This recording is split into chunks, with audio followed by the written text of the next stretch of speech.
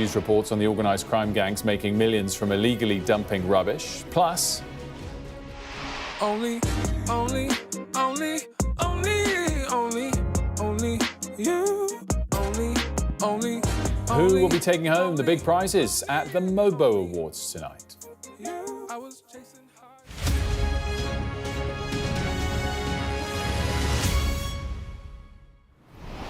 A very good morning to you. It's a huge day for the future of Ukraine. America's most senior diplomat, Secretary of State Marco Rubio, will sit down with his Russian counterpart, Sergei Lavrov, to try and reach a deal to end the war. The meeting is taking place without the involvement of either Europe or Ukraine, and there are growing concerns that Donald Trump's push to end the conflict will leave both isolated. The Prime Minister, Sir Keir Starmer, is urging the White House to provide a US backstop to a European peacekeeping force, saying it's the only way to deter Russia from attacking the country again. He was speaking at an emergency summit in Paris and is expected to fly to Washington in the next week or so. Europe must play its role, and I'm prepared to consider committing British forces on the ground alongside others if there is a lasting peace agreement.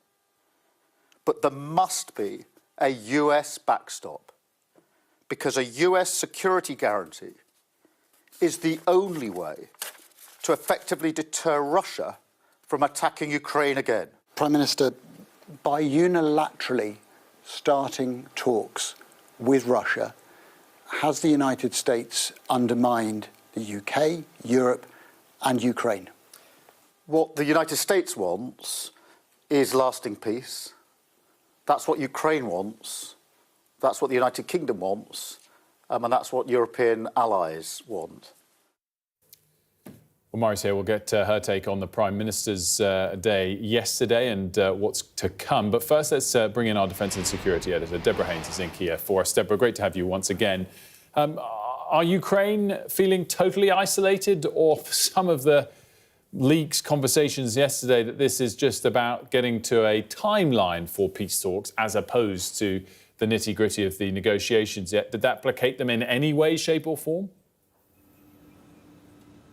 I mean, there's no hiding the choreography of this, and it doesn't look the sorts of choreography that Ukraine would have wanted, with the Secretary of State of the US meeting at such a high-level meeting with Russia's foreign minister happening before coming to Ukraine. Ukraine would have much preferred Marco Rubio to have held direct talks. Well, I mean, they obviously have spoken to Ukraine in Munich. There were those talks there, but then to see this happening in Saudi Arabia without Ukraine at the table. Yes, the US says that what they are trying to establish is whether or not Russia is serious about wanting to have peace negotiations. All of the intelligence that has been coming out of Ukraine and out of Russia has indicated that there is no sign that Vladimir Putin is serious in any way about meaningful negotiations. The US are saying that their talks in Saudi Arabia are to establish that, but it's very uncomfortable for Ukraine, because the Ukrainian president had made clear that what he wanted to happen was for, first of all, there to be high-level talks between Ukraine and the United States, then between Ukraine and Russia, and then between Ukraine and the EU or the Europeans, and then for all of those sides to establish a united position. Before then, there were talks with Russia. The fact that the US has decided to go ahead and speak directly to Russia anyway, that is the problem, I think, here. However, we are where we are. The fact is, Donald Trump, he's the leader of the most powerful country on earth. He's clearly making that strength known and doing it his way. So for the Ukrainians, they really just have to watch what unfolds in Saudi Arabia. And the fact that Trump's envoy for Ukraine is going to be coming here to Kyiv tomorrow, he is going to be holding talks with Volodymyr Zelensky. That's clearly an indication that Ukraine is not being sidelined yet. And so the hope remains that they will have that key seat at the table. They say they have to have a seat at the table, otherwise no deal will ever work. And Deborah, the other kind of big question of the day is the extent to which the military community, which you're so well plugged into, felt that the Prime Minister was going too far, too fast on committing to a potential boots-on-the-ground peacekeeping force in Ukraine, or whether it was a sensible, necessary first step to bring along all of the others that would be necessary. I mean, on that point, would the US have to be there for it to work effectively? And is that a huge task now for the Prime Minister to convince President Trump on? I think Keir Starmer was really taking the UK's traditional position of being very forward-leaning when it comes to these kinds of things. You'll know it was the UK that was first to bring in anti-tank missiles to this country, to push in the idea of tanks. It's been very forward-leaning with long-range missiles and agreeing for them to be used against targets inside Russia. So the fact that the UK Prime Minister has been very open about wanting to put boots on the ground, that's not a surprise. That would have been expected, and the hope would be that others will follow suit. The disappointing side for the Prime Minister, I imagine, is that rather than a groundswell of European allies all following behind him and committing to send their soldiers to help protect any security line over here in Ukraine in the event of a ceasefire, you've had instead division and different messages from countries. Poland signalling they weren't that keen, Spain saying they weren't that keen, the French, who have very much been forward-leaning in the idea of boots on the ground, not coming out straight away and saying they'll do the same. And then as well, the Prime Minister just stating the obvious, that no peacekeeping force in this country is going to deter Russia unless the US is a part of it. And that doesn't mean American boots on the ground necessarily. It could just be, well, not just, it could be American ships in the waters around this country, American aircraft ready to deploy were Russia to try to attack. Anything that indicates that America has skin in the game, that's what's needed, according to the allies, for Vladimir Putin to be sufficiently deterred that he wouldn't just try to rearm and reattack. Deborah, as always, thanks so much for that. Deborah Haynes there for us in Kiev this morning with a particularly fantastic backdrop as well. Mari, in terms of the sort of domestic aspect of all of this, there's going to be questions to answer for the Prime Minister now when he gets back, because a lot of this sort of emerged quite quickly over the weekend. Whether or not it was extensively discussed with his cabinet or not, it hadn't been in Parliament. So it will be interesting to see how he kind of comes back from this Paris meeting and the kind of questions he faces. Definitely. There will be clamourings for instance, a vote in Parliament if there was ever to be boots on the ground deployed to Ukraine. For instance, we've had Davey already from the Lib Dems calling on a vote for that. Let's not forget that there are previous examples, for instance, of Keir Starmer wanting more political oversight in the House of Commons when it came to deployment of troops, of British troops. So, for instance, questions like that will start to emerge when he does come back to the UK and see colleagues and backbenchers. But also, as you rightly point out as well, his own cabinet are going to want answers in terms of the rhetoric around Europe doing more, doing its bit, therefore that means more defence spending. How much more? We keep talking about this, but it is so, so crucial in terms of those key members of cabinet and whether it affects their budgets, whether it affects what they can and can't deliver and can and can't spend, which therefore then has a knock-on effect on everything else they do. And so I think when it comes to cabinet nervousness, that will be around the finances. And I think when it comes to party nervousness, that will be around whether there will be a consultation with them about any possible troops on the ground. It's going to be really interesting. And we are going to get one of those cabinet ministers take at 7:15. Heidi Alexander, the Transport Secretary, will join us in about 5 or 10 minutes. Time, Mari, for now. Thanks so much. A little bit of breaking news that came in the last few moments from the labour market. Average earnings growth, 5.9% in the 3 months to December. That was in line with forecasts. Once you take account for inflation, the real wage growth was 3.4%, according to the Office for National Statistics. We also got the unemployment rate, which remained unchanged at 4.4% in the 3 months to December. So the takeaway from that is at the moment, we still have a very strong labour market. And in terms of what the Bank of England will be looking at, that is pretty strong wage growth, 5% plus, will continue to keep pressure on inflation, albeit, of course, it's nice for the workers that get it. Now, all 80 passengers and crew on board a plane that crashed in Toronto have survived. One passenger described hanging like bats inside the aircraft after it flipped upside down on the runway. Fire engines raced onto the tarmac to put out flames, spraying it with foam as people were assisted to safety. Our US correspondent James Matthews has this report. We just landed.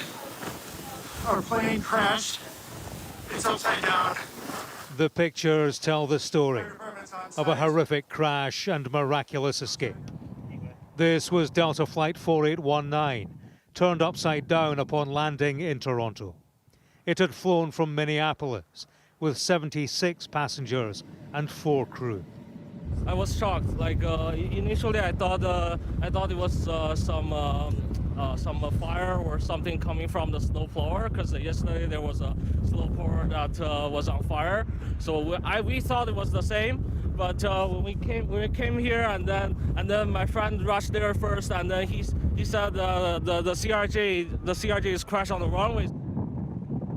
From this, the 80 people on board were evacuated through the doors at the front and rear. The aircraft had come into land amid strong winds and reports of drifting snow. First and foremost, there was no loss of life. And this is in due part to our heroic and trained professionals, our first responders at the airport. So the facts of the matter around this event that happened at approximately 2:30 p.m. is Delta Airlines Flight 4819 from Minneapolis to Toronto, operated by subsidiary Endeavour Air, was involved in a single aircraft accident upon landing at Toronto Pearson. Emergency services were on the scene within minutes. This is an active investigation. It's very early on. It's really important that we do not speculate. What we can say is the runway was dry and there was no crosswind conditions. Crash investigators will examine weather conditions and why a wing of the plane was missing as it lay upside down.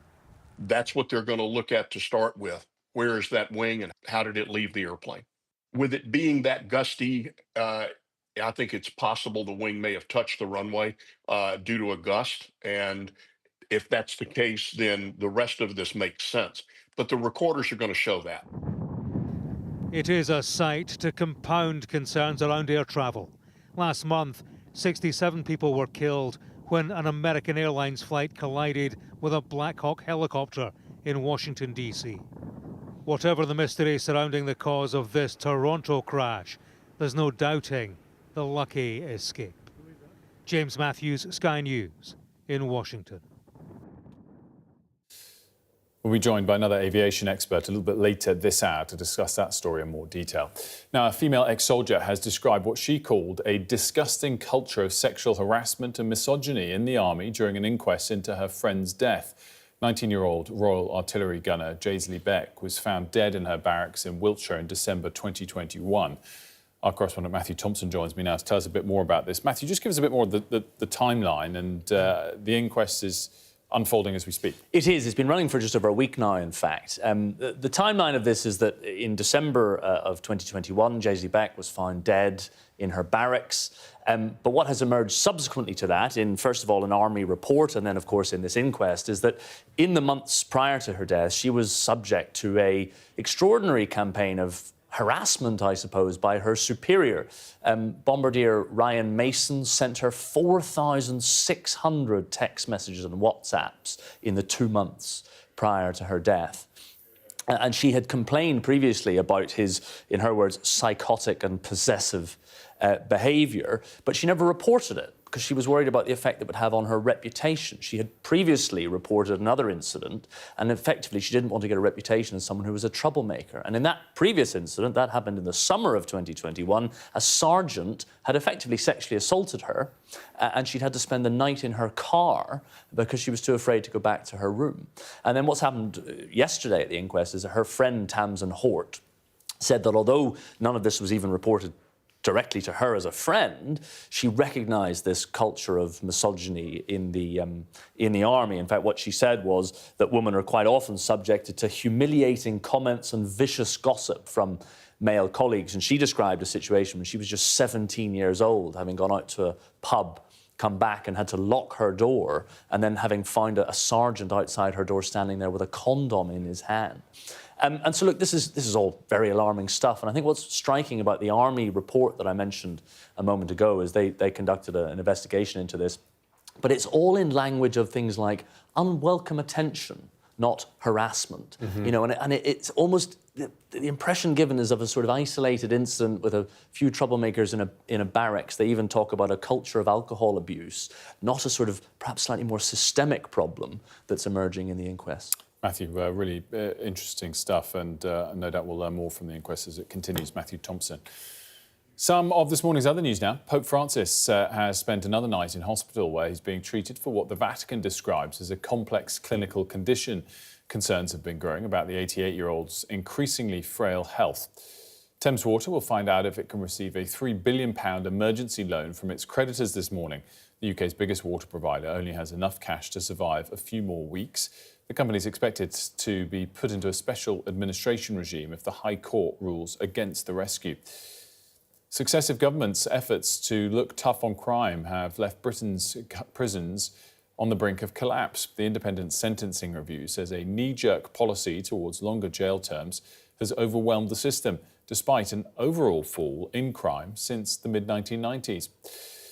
Donald Trump's administration has reportedly pressured Romania to lift travel restrictions on Andrew and Tristan Tate.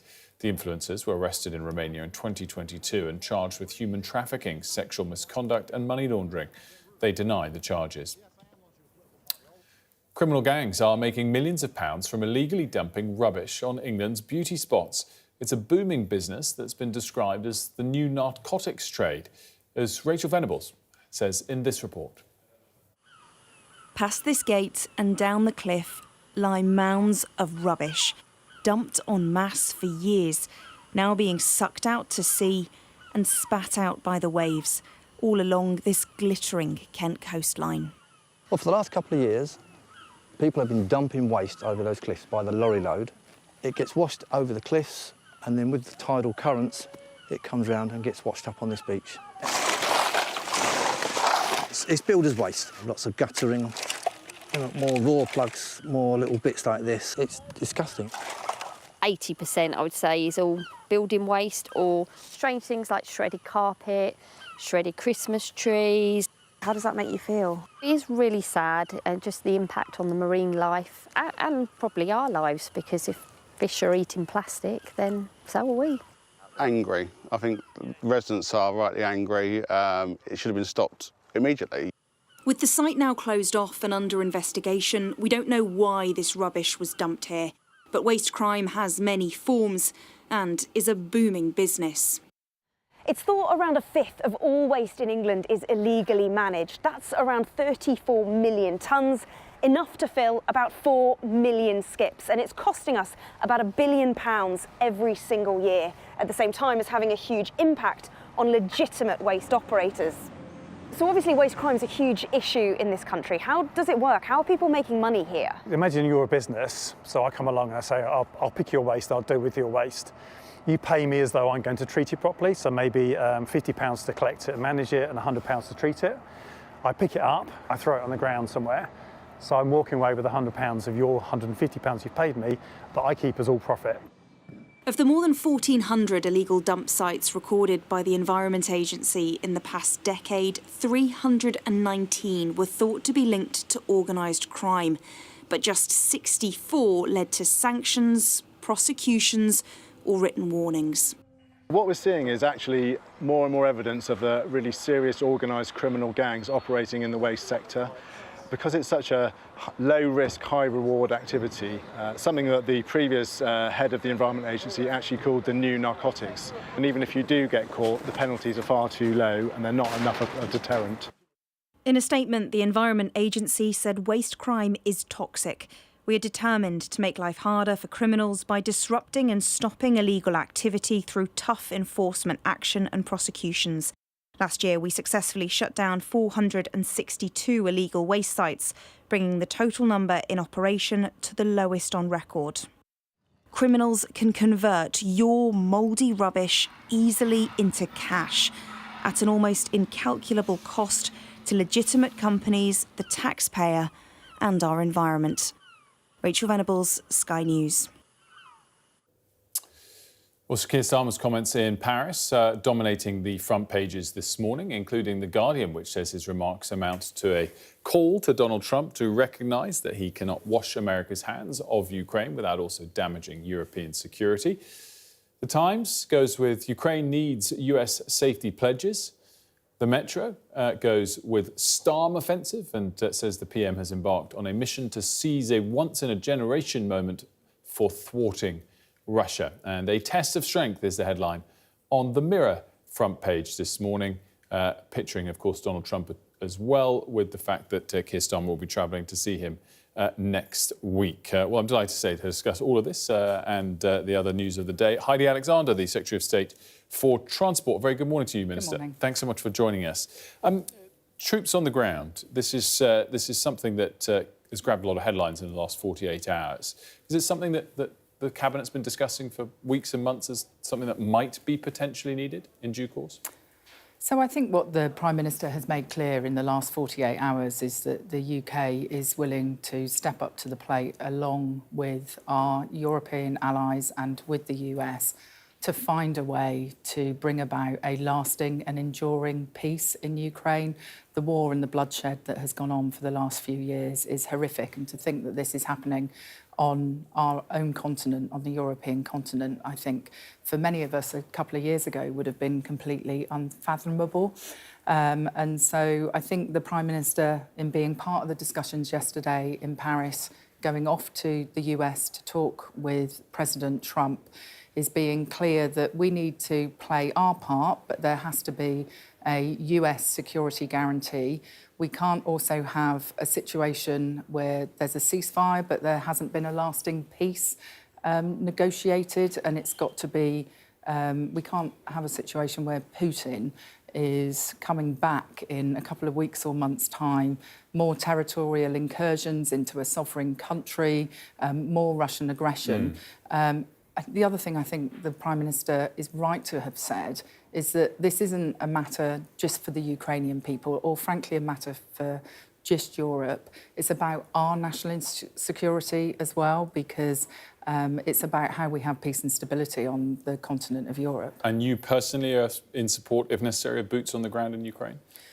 I support the UK playing its role in creating an enduring and lasting peace. And I think that the Prime Minister is entirely right to say that we would consider all options. And if that was part of British troops being part of an international peacekeeping force backed up by support from the US, then I don't think we should be ruling that out at this stage, but we're quite a long way away from any specific decisions being taken. There isn't a peace agreement at the moment.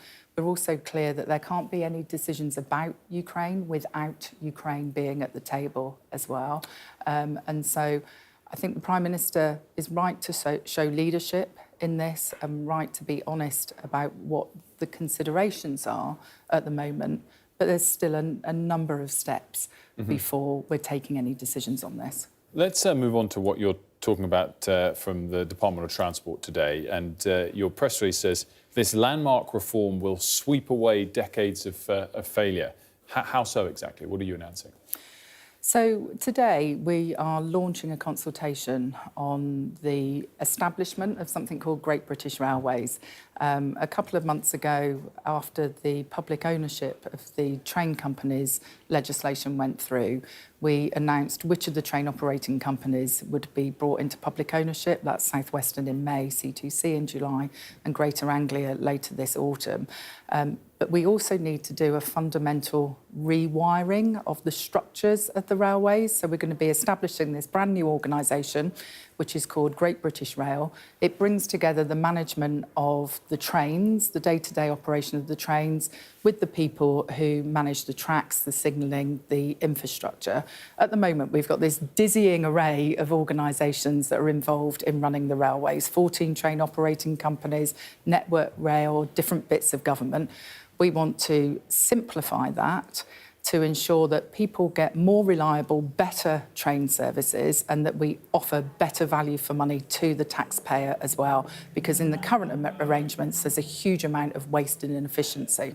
I'm confused as to who ultimately is responsible for the performance of our trains, because you also talk about devolved leaders having more of a say on the railways and the performance in their areas, whereas most of the gist of the rest of the announcement is about centralisation to Great British Railways. So who is ultimately held to account on the performance of the railways? So it will be Great British Railways. Great British Railways will be the single guiding mind, and the people employed by that organisation will be the people that the Secretary of State or the mayors in devolved areas could turn to and say, why is there a problem on that bit of infrastructure with that particular service?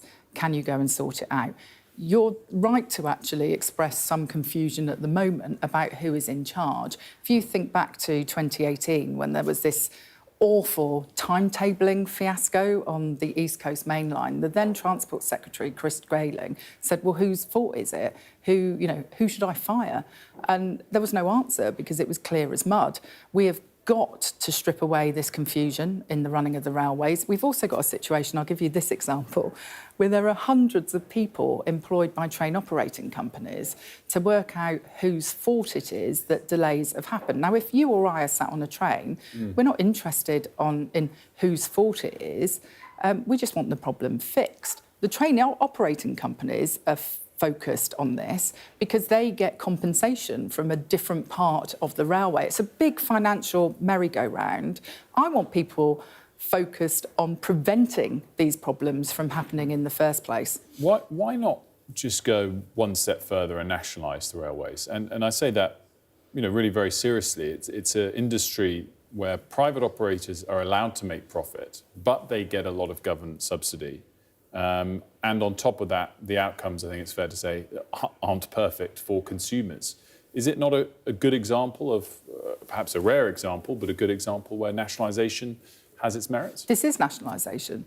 There will be one public sector. All of the private sector. We don't have to buy up the train operating companies because we either take them into public ownership when their contract with us expires, or we terminate their contract at a point when a certain break clause has been reached. So there's no cost to the taxpayer in this.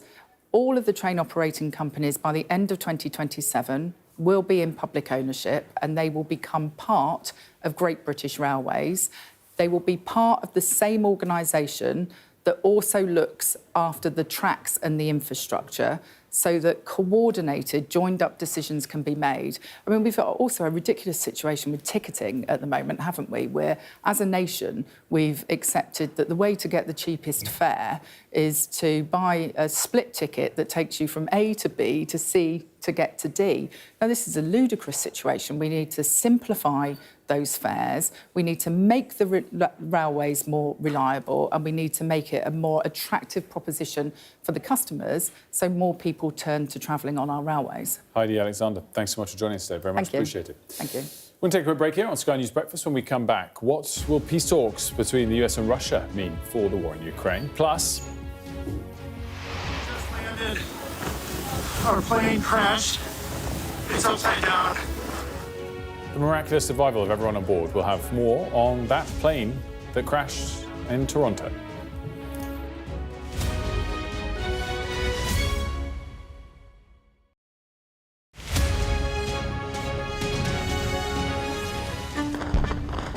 We're trying to see as much as we can. We start with breaking news. I am Anna Botting. It's been quite some day. The golden age of America begins right now. A long-awaited ceasefire is now underway.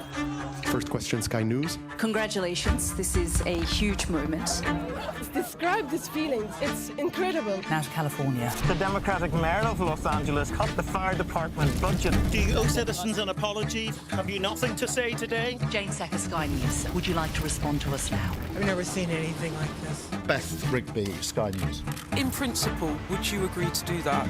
Criticism of you, the president president is banned. How is this a fair election? Historic day here today.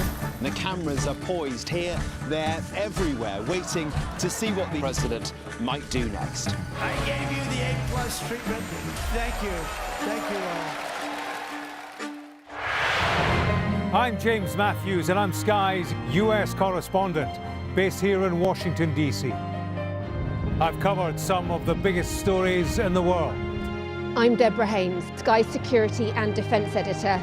I've covered Russia's full-scale war since it began, witnessing the terror and the trauma.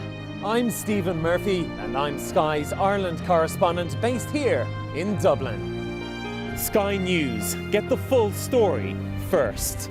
I'm Martha Kellner, and I'm Sky's US correspondent based here in Los Angeles. Getting the chance to tell people's stories, it's a privilege. I'm Adam Parsons, Sky's Europe correspondent based here in Brussels.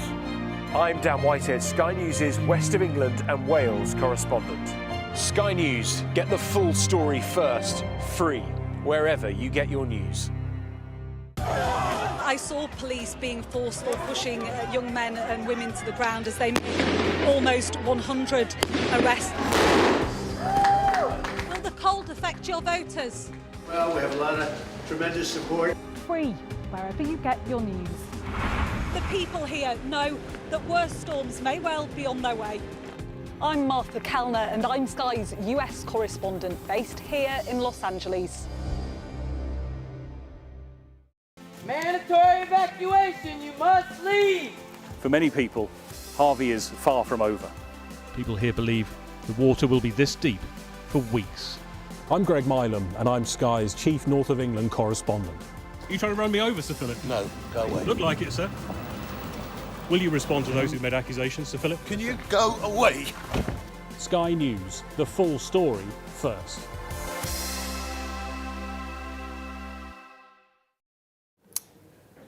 Welcome back to Sky News Breakfast. Reminder of our top story this morning. Well, talks have begun in Riyadh between the US and Russian officials to try and negotiate an end to the war.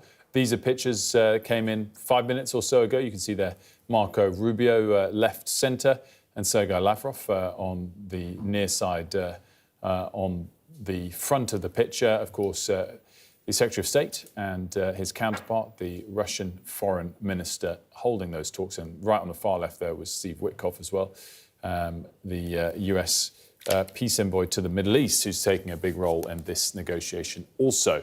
Well, Sir Keir Starmer's urged the White House to provide a US backstop to a European peacekeeping force, saying it's the only way to deter Russia from attacking Ukraine again. And at least 18 people have been injured after a plane flipped over while landing at an airport in Toronto. But let's get more now on our top story of the day, the situation in Ukraine, the talks yesterday in Paris relating to it, and the talks today in Riyadh between the US and Russia relating to it. I'm joined now by Matthew Saville, Director of Military Sciences at RUSI. Very good morning to you. Thanks so much for joining us. Morning. And you used to run the team at the MOD, at the Ministry of Defence, that was responsible for responding to the war in Ukraine when it initially started. Well, I was ran one of the small teams, but yes, from just before the invasion through the first sort of year or so. The reason I wanted to get that context is, I guess, the extent to which there's always been plans, there's always been discussions about the possibility of British boots on the ground in Ukraine as a peacekeeping force after peace had been reached. Is that something that has been discussed for quite some time? Well, there's been obviously a long-standing UK presence there. There was a training mission, Operation Orbital, that was there right up until just before the further Russian invasion. And then there's now a defence section and a small medical training team in country. The question of a larger presence has always been in the background, but it's very much conditioned by the fact that you have a hot war and a high level of risk in country at the moment. Obviously, we're not talking about boots on the ground now, but after a peace is reached, how much of a drain is that on the UK military? A lot of it depends on what kind of scale of operation we're talking about and what type of operation. So I noticed that the Prime Minister's been reasonably ambiguous about what this actually looks like. It's linked to security guarantees, but there's a range of things that could take place, everything from a return of some kind of training mission, and the Ukrainians definitely need help with that, and in terms of their mobilisation, something that looks towards supporting them, developing their military capabilities for the future. So, in other words, makes it much harder for Russia to come back and invade. And then the current discussions, which seem to be around something that might be more of a deterrent, so a force that is either pretty capable and coherent in its own right, or that would act as a, if you like, a tripwire to then bring in further forces. The challenge there is who is the cavalry in that case, and that's where the US role is important. Put it a different way, how many troops do we have at the moment, and what number would be relatively easy for us to lend to Ukraine? I think the truth is that the armed forces are obviously very capable, but very small at the moment. So any significant number would be a strain on them. So the army is just over 70,000. Of course, we could be talking about something that might involve an air policing role if you think it's going to be a substantial involvement.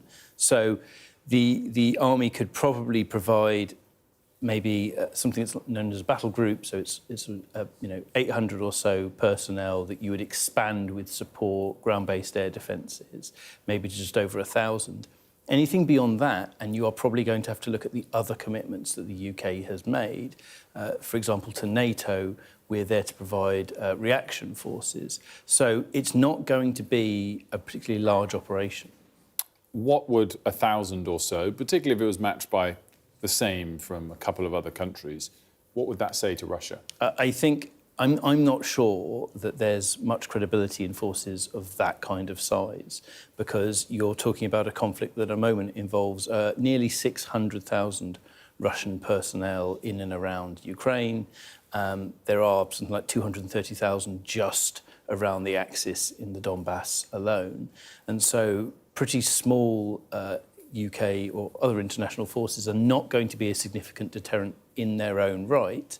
And if there's not a concern that it's going to bring in wider NATO forces, they're just going to get lost in the broader, those huge figures that we're talking about. So, I mean, part of this is taking a lead, trying to bring along others, trying to signal a message to President Trump. The other part could be sort of a false promise of a pushback against Vladimir Putin. Do you think the Prime Minister spoke too soon? I'm not sure. I mean, it's pretty clear that there isn't consensus amongst the European countries. We saw coming out of the conference in Paris yesterday that the Germans, for example, thought it was too early to be having these discussions. A number of other countries said that they won't commit at this stage forces. So it feels like the European members of NATO are still reacting to what came out of the Munich Security Conference and other statements last week. And in truth, they probably should have been preparing for this ever since Trump was elected. Let's talk about the talks that are going on right now, Sergei Lavrov and Marco Rubio. What's your assessment of how significant that is? Is it fair for them to say this is just planning the timeline and Ukraine will be involved in the peace negotiations, or is that just sort of pie-in-the-sky talk? This is the beginning of the peace talks and Ukraine aren't part of them. I mean, it sounds like talks about talks, but the fact that the Ukrainians aren't involved at all, that they have been playing catch-up on what the US has been discussing with the Russians is bound to be of enormous concern to them, not least is because there's an opportunity there for the Russians to effectively take the initiative, make offers above their head and try and appeal to the US's apparent lack of patience on this issue. Do you think we're heading towards a really unfair, a bad deal for Ukraine? I mean, the odds are not in Ukraine's favour at the moment because the situation on the ground is not in their favour, and I think it's the Russians who have the greatest flexibility. I mean, they have enormous problems with their economy, their military is taking tremendous casualties, and if we were still fighting at the start of 2026, I think there'll be real pressure on the Russian system. The problem for the Ukrainians is it looks like they might run short first, and that's where they'll be looking for Europe and hoping that the US might still be involved in terms of sustaining them. And just a final question more broadly on the state of, I guess, both UK military preparedness, but also our closest and biggest European allies. If this is now a new world and we can't rely on the US as much, what are we talking about in terms of getting our defences in our own right to a really impressive standard? How long does that take and what portion of GDP does it take? I mean, the portion of GDP figure is a difficult one because, of course, GDP is a moving target and it depends on what you want to do. Europe has the finances to put out seriously impressive armed forces that overmatch the Russians, but not at the moment because they've largely either underinvested or somehow squandered that money. And so I think you're looking at certainly increases on what we're spending at the moment across the board to fill in existing gaps, shore up infrastructure, recruit more people, and then actually ammunition stocks and stockpiles, the kind of things that sustain you in a war. The main issue is that Europe could put out something reasonably decent on day one, but at the end of week one, it could be essentially in a position where it's expended most of its ammunition. That takes us how long to fix? A decade? Well, European, for example, shell production is already increasing significantly. Rheinmetall, big German company, have just announced that they have managed to significantly increase it. The output of complex weapons, missiles, air defence systems, that takes longer, and we're probably still looking at several years before they can really up the production lines there. Matthew Saville, thanks so much for joining us. Good to see you. My pleasure. Now let's get more on those dramatic scenes in Toronto last night. A Delta plane flipped upside down when it came to land at one of the city's airports, but miraculously all the passengers and the crew survived. We just landed. Our plane crashed. It's upside down. I'm joined now by Marco Chan, the Senior Lecturer in Aviation Operations. Marco, very good morning to you. Thanks so much for joining us. Let's touch on the bad news first in this, that it crashed at all. Do we know at all what caused the problem? Good morning, and before I start, just have to commend the emergency response team and the crew, how they reacted after, at the scene. But based on the footages I've seen so far, and according to Notice to AM and the NOTAM's order matters, the report of the weather and the runway conditions report, is very likely, and it looks like from the footage, when it attempted for a landing, the flaring of the aeroplane, i.e. to reduce the rate of descent and of the touching down the runway, is slightly high. It touched down with the right landing gear first, and which led to a loss of control. It looked like it skidded on the runway and eventually flipping over on its backside, as we could see in the footage now. It's quite likely, and according to reports as well, the runway was contaminated with compacted and dry snow, making the landing slightly more difficult. And there's also chemical residue on the runway as well, which could also contribute to a reduced braking effectiveness. It's also quite strong of wind gusts at the time as well, which led to a possible crosswind component, again, making it slightly more difficult for the aeroplane to land at the time. And of course, with one wheel touching down first, there's quite likely going to be asymmetric braking as well, leading to a slightly more difficult lateral control, which again led to the flipping over of the aeroplane quite likely after that. So then talk me through what went right after that, and I guess how surprising and remarkable it is that everyone was largely okay. Indeed, touching on the positive side, everyone walked out with no fatalities, as we can see on the footage. The first thing will be the actual design of the structure of the aeroplane. As you can see, the both wings actually detached from the main structure of the fuselage. And with that, rather than having the fuel tanks within the wing that is still attached to the main body of the fuselage, which could have lit up and be on fire upon impact, it actually severed from the main body, which reduced the risk of fire with the fuselage. And of course, hopefully everyone were strapped in with their seatbelts as well, which is very important. Things I kept saying to everybody: have your seatbelt strapped on, no matter what stage of the flight it was. Also, we can see the crew did an amazing job evacuating the passengers. There were other passengers helping out with the evacuation as well. And more importantly, leave your bags behind. A lot of passengers left without their bags, which led to a very speedy evacuation and with no further risks. So leave your belongings behind and deal with that later. Marco, we'll have to leave it there, but thanks so much for joining us. Much appreciated. Thank you. So to come here on The Breakfast Show, we'll speak to the NHS doctor who's going to get a medal from the King for his work on the front line in Gaza. We'll be right back.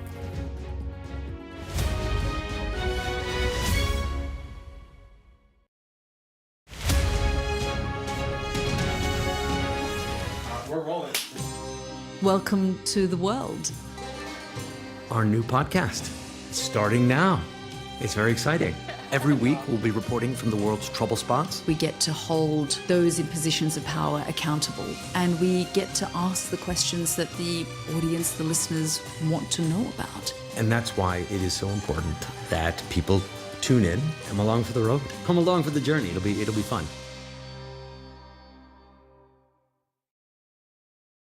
Our app gives you the very best of Sky News wherever you are.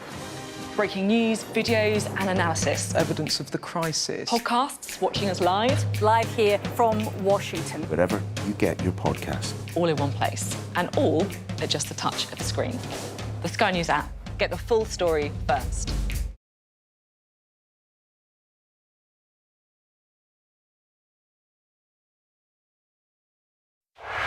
I'm Siobhan Robbins, Sky's Europe correspondent based here in Berlin. In Sweden, police have seized a lethal stash. Anyone of any age could say, I'll do that for £1 million and then have to go and shoot someone. Yes. Sky News, the full story first. I'm Greg Milam and I'm Sky's Chief North of England correspondent. This is insane. This was a bustling residential area. I'm Yusra Al-Bagher, Sky's Africa correspondent based in Johannesburg, South Africa. How difficult is this to police tonight? Off the scale. I'm Dan Whitehead, Sky News' West of England and Wales correspondent. There's always more to the news than a headline. We want to discover, to delve a little deeper, to find out what's really going on. Explanation, analysis, the people at the heart of every story. I'm Neil Patterson, and this is the Sky News Daily Podcast. So, by the end, we'll hopefully all understand what's going on in the world just that little better. Available wherever you get your podcasts. I'm Alex Crawford and I'm Sky's special correspondent based in Istanbul. We aim to be the best and the most trusted place for news.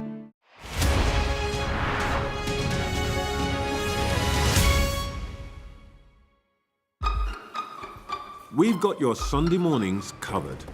From the front page and the sounds of the streets to the voices of the people who make the major calls and big picture politics beyond Westminster. We'll put you at the heart of our story. I'm ready. Are you? Join me, Trevor Phillips, Sunday mornings on Sky News. Welcome back. NHS-trained medics who've helped deliver life-saving care in Gaza will be among the first to receive the UK's new Humanitarian medal at a ceremony in Buckingham Palace today. Delighted to say that Dr. Matthew Newport, one of the recipients, is here with me now. A very good morning to you and congratulations. Morning. Thanks very much. When did you hear that you were going to get this award? Probably about 2 or 3 weeks ago.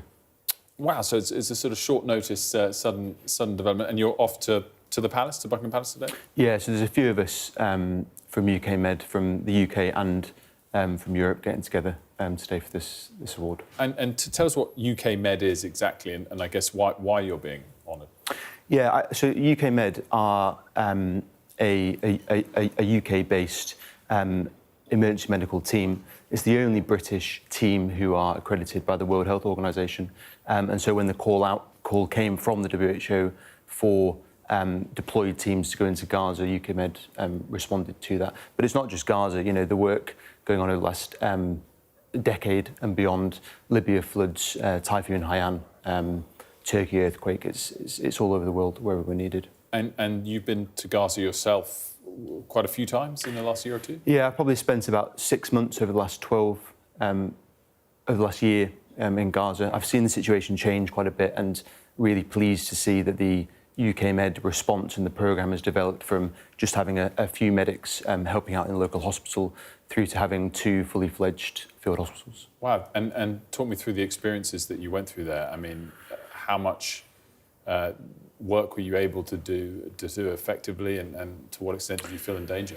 I think, you know, this award is, you know, it's a privilege and an honour, but I think it just signals that, you know, the Herculean effort that has been made by the local staff. And for my part, I just see us as stewards. we're just there supporting, facilitating, providing the supplies that we're able to get in that enable the local staff to get on with the, with the heavy lifting.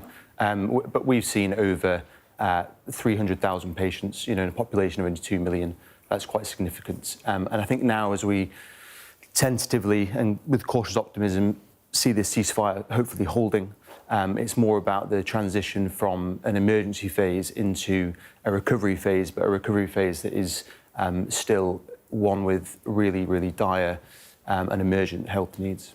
And can you snapshot for us, maybe it's too hard, but you said 6 months there over the last 12, perhaps spread out over that 12 months. Has things improved over those 12 months? Has it been much of the same?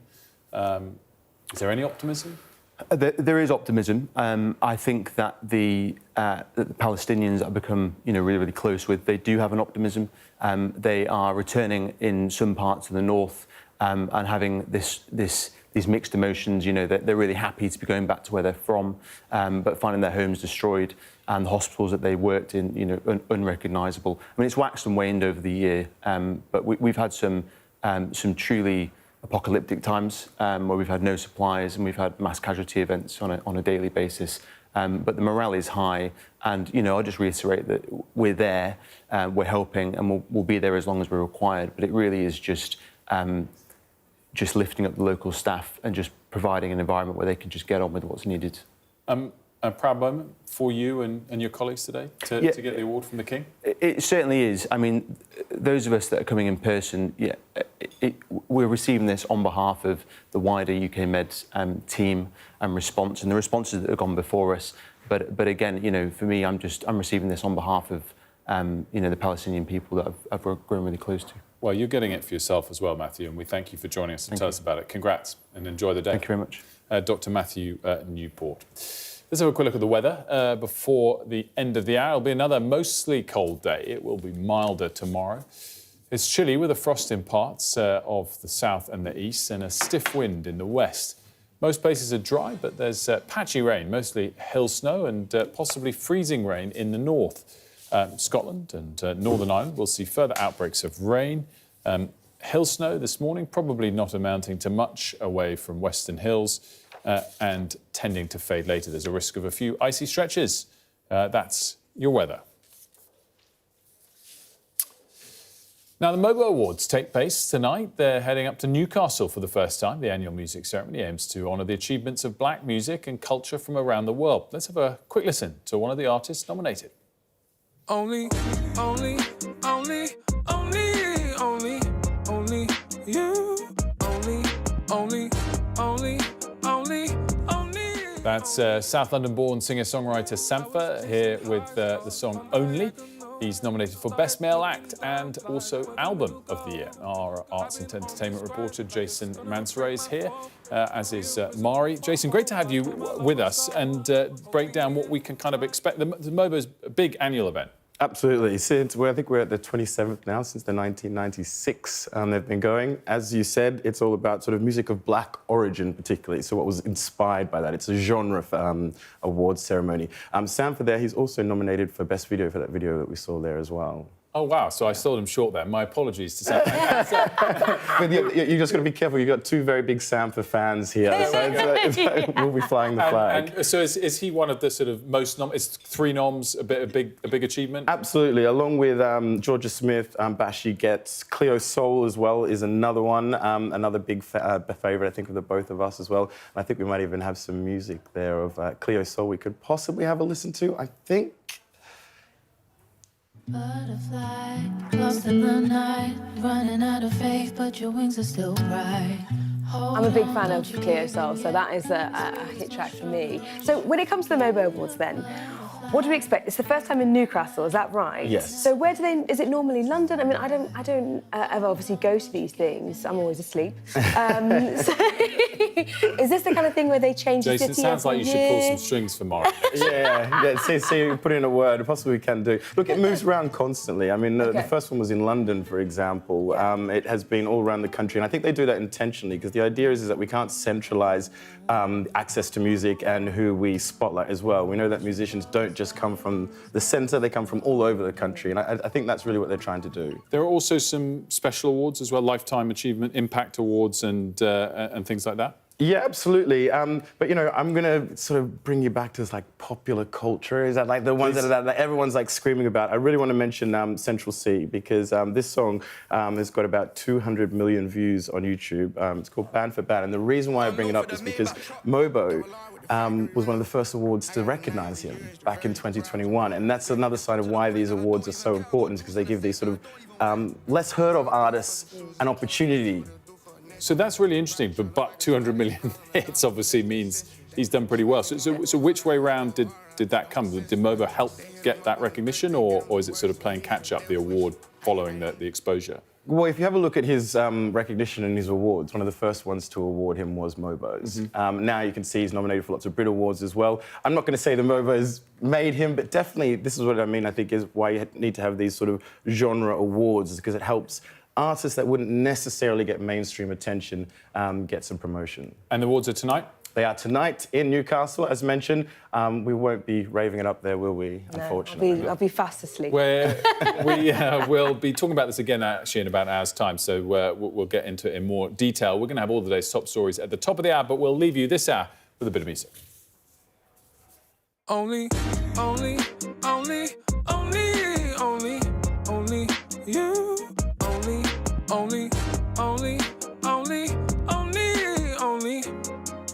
you. I was chasing hearts up on diagonal. Weeknights on Sky News. This is your chance. Tell people. Welcome to the Politics Hub. Our police force has apologised. If you want to find out about Grimsby, you come to the docks.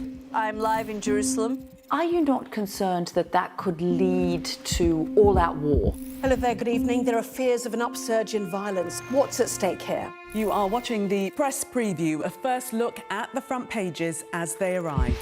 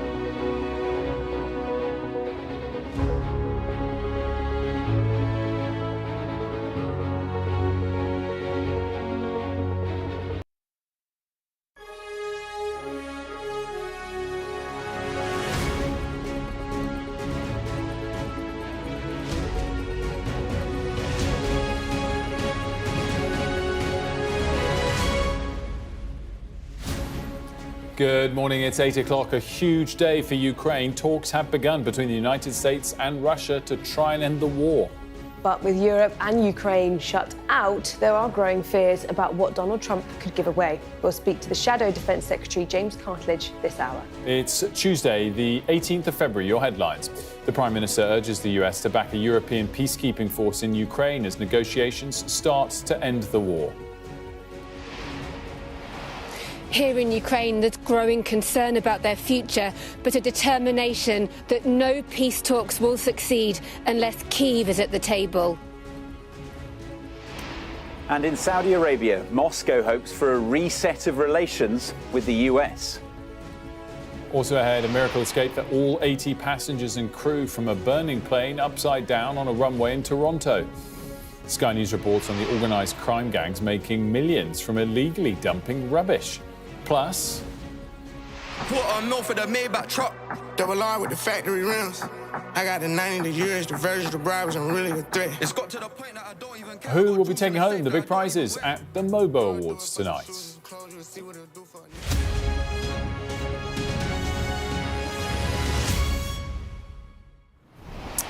A very good morning to you. It's a huge day for the future of Ukraine. America's most senior diplomat, Secretary of State Marco Rubio, is sitting down right now with his Russia counterpart Sergei Lavrov to try and reach a deal to end the war. These pictures were from the last hour or so. The meeting's taking place without the involvement of either Europe or Ukraine, and there are growing concerns that Donald Trump's push to end the conflict will leave both isolated.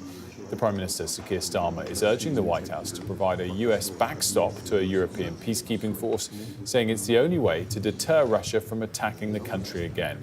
He was speaking at an emergency summit in Paris and is expected to fly to Washington in the coming days.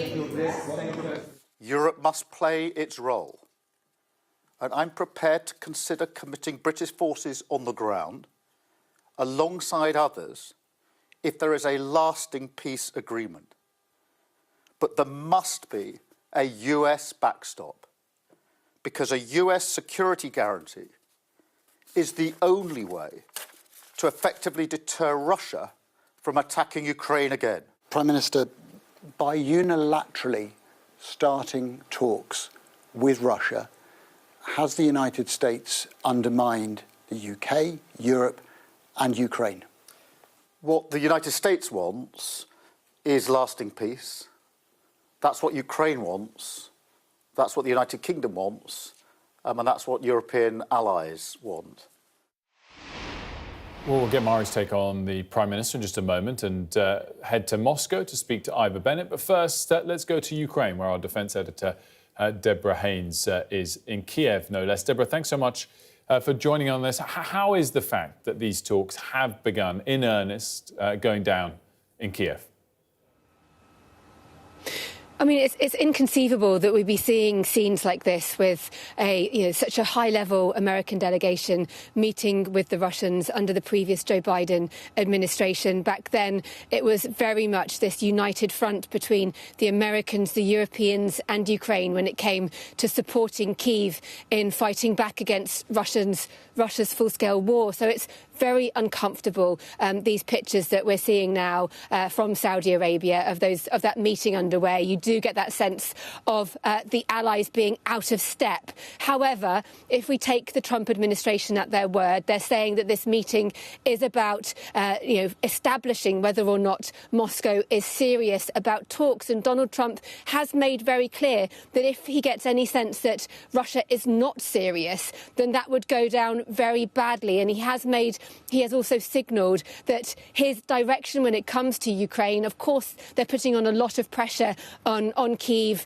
on the president, to comply with the way that he wants to run this negotiation. But he's also made clear that the support could go down, but equally it could go up if Russia doesn't play ball as well. So it is also a bit of a waiting game. But President Zelensky, when he was meeting with European leaders, with these American officials that are now in Saudi Arabia, he made clear that for him, his ideal choreography would be for Ukraine and the US and the Europeans together to establish a united position about their terms for any kind of lasting peace deal before any kind of talks with the Russians. Clearly, that choreography is not being dictated by Kyiv. It's coming from a push in the White House. But given America's strength and power right now and relative weakness of Ukraine and the Europeans, then everyone just really has to follow on with what's happening with this American lead.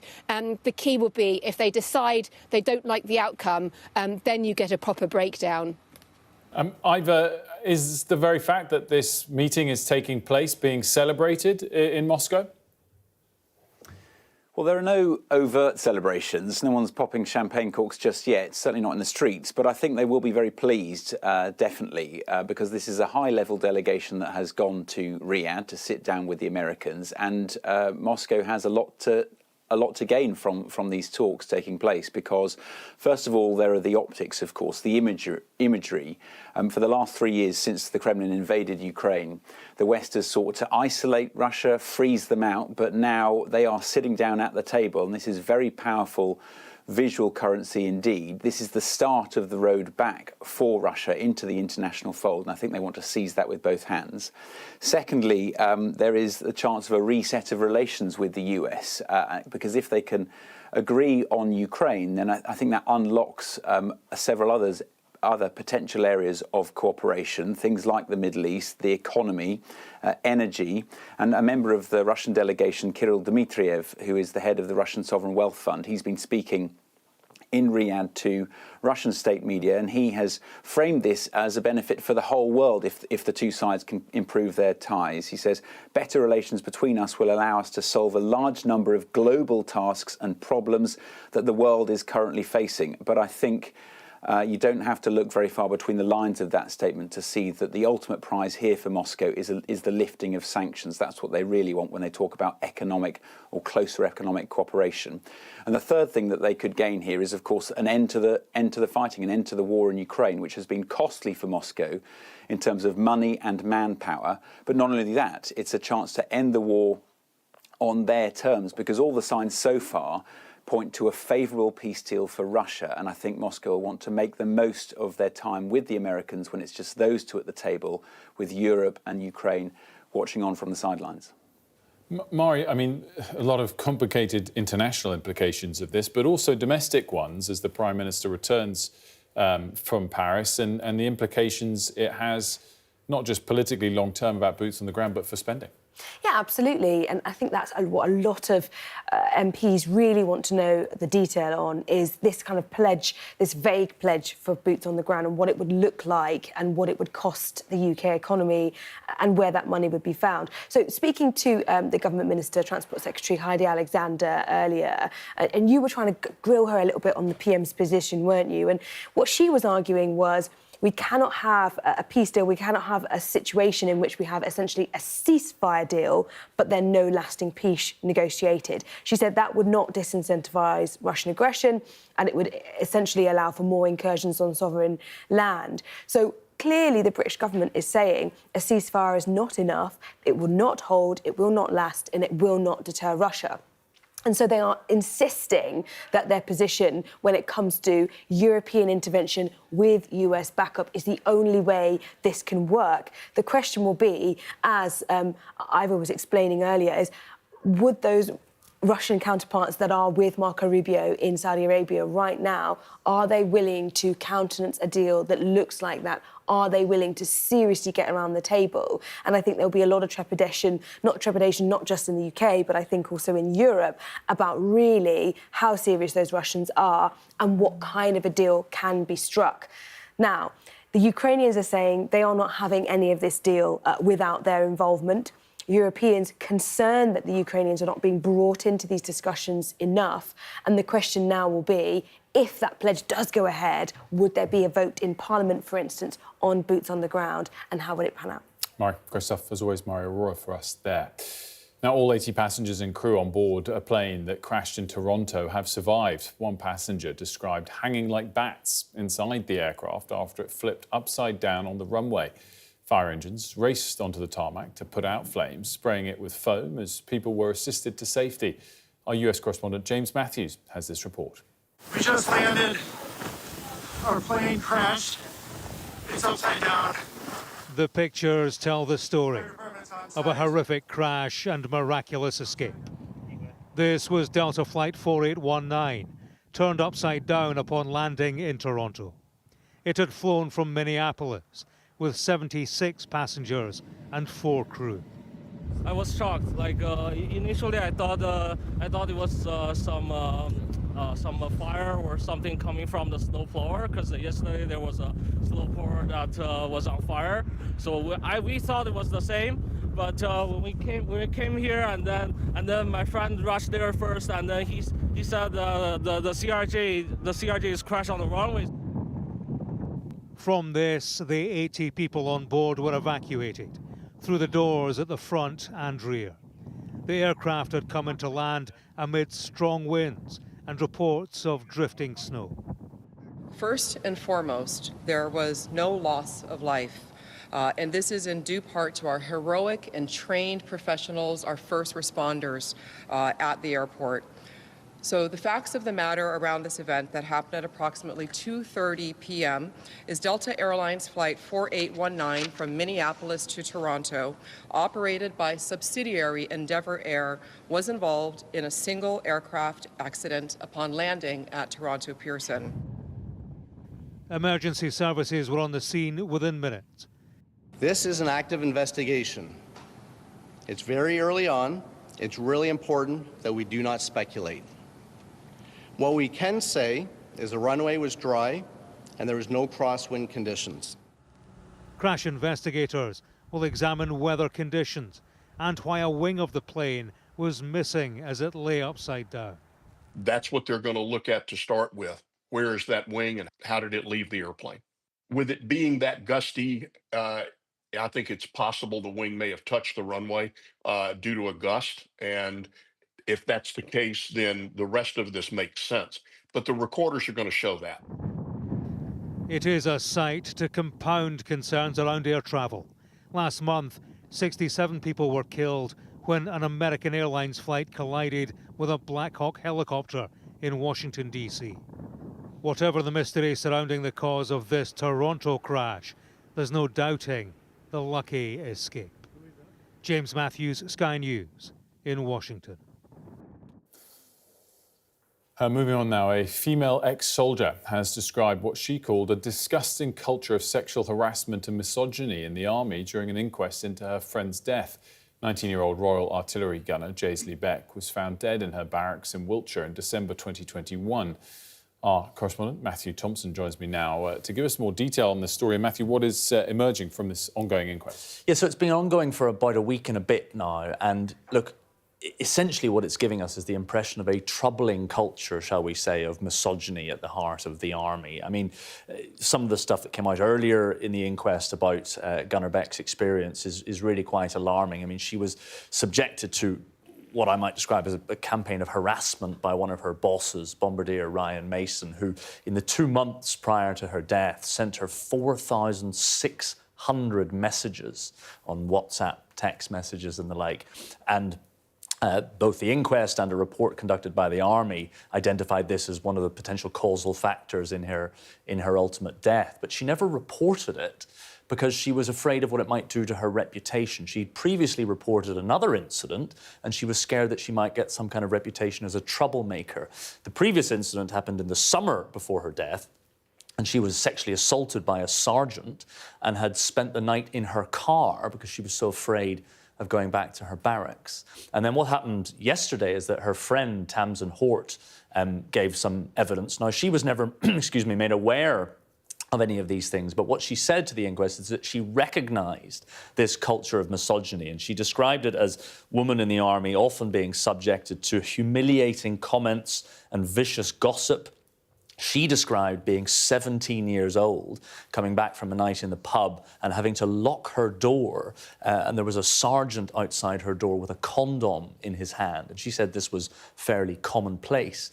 And I think one of the interesting things is, I mentioned that army report into the death itself came out in 2023. I mean, it almost talks in language of, instead of harassment, it says things like unwanted attention. And the impression that emerges from it is, oh, this is potentially a problematic culture in small sections of the barracks. It talks about unhealthy attitudes to alcohol. What it doesn't touch on, and which is something that's emerging in the inquest, is a rather more worrying and pervasive culture of misogyny at the heart of the army. Matthew, thanks so much. Matthew Thompson with the headlines of the ongoing inquest. Time for some of the day's other main stories now. Pope Francis has spent another night in hospital where he's being treated for what the Vatican describes as complex clinical condition. Concerns have been growing about the 88-year-old's increasingly frail health. Thames Water will find out if it can receive a £3 billion emergency loan from its creditors this morning. The UK's biggest water provider only has enough cash to survive for a few more weeks. The company is expected to be put into a special administration regime if the High Court rules against the rescue.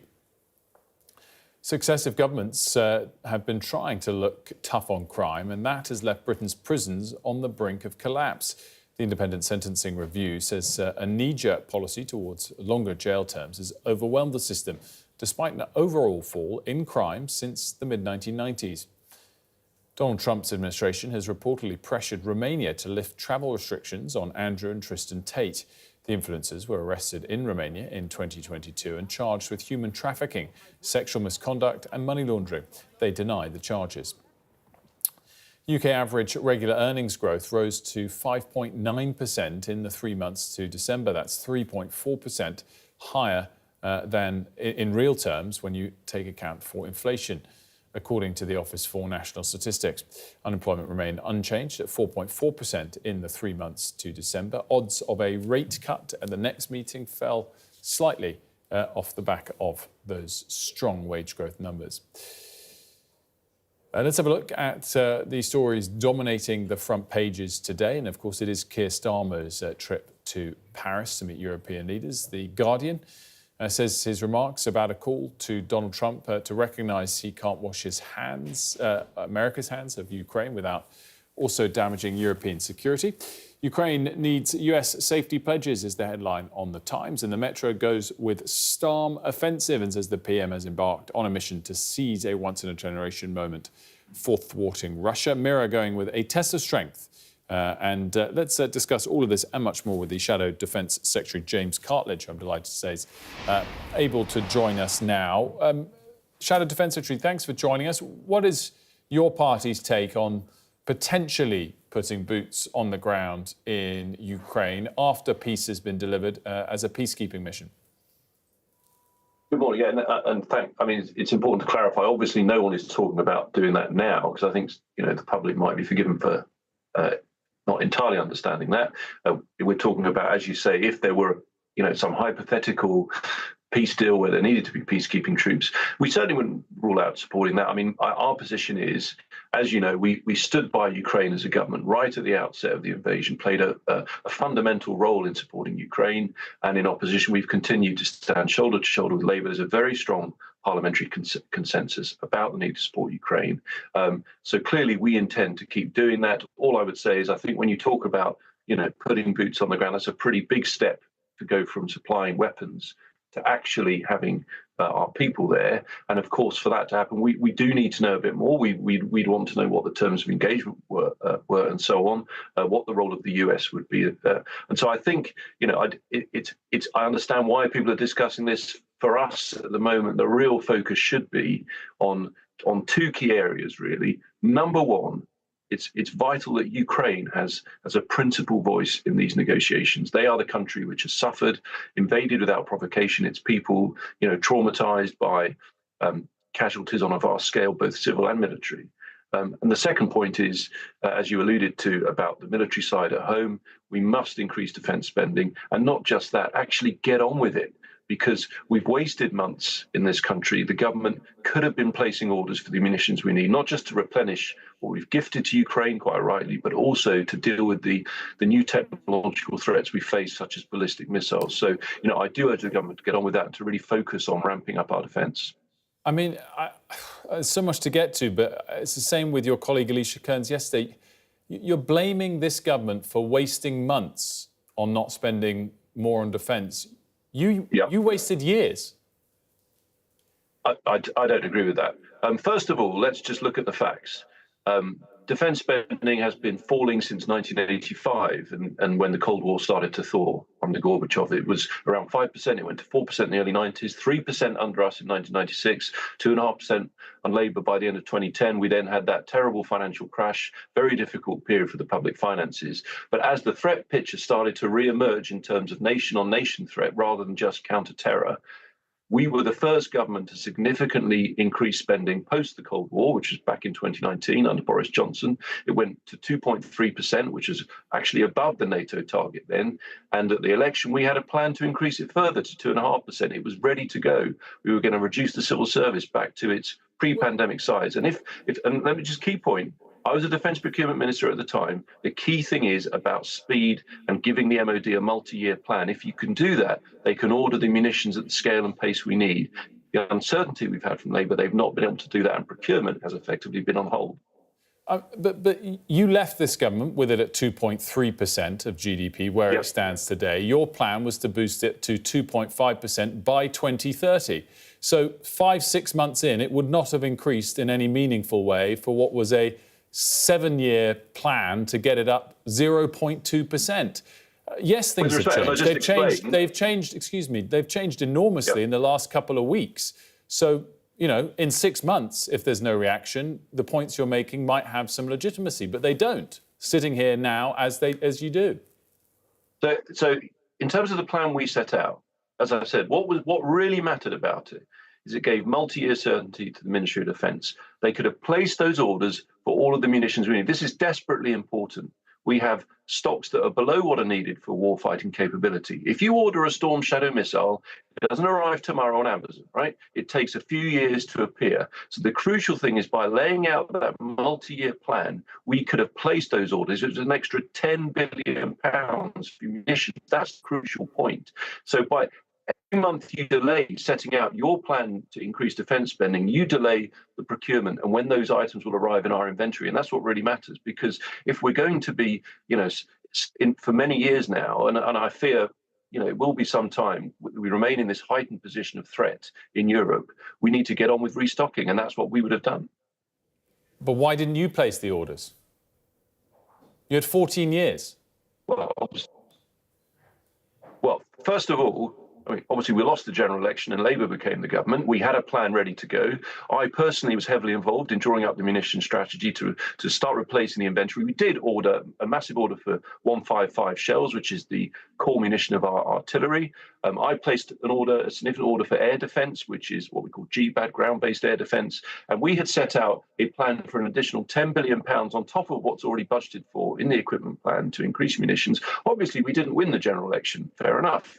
But that plan was ready to go. Labour took a definitive choice not to put that into motion. They decided to hold the strategic defence review. In my view, that delayed the necessary decision to restock, which they will end up making now, many months later.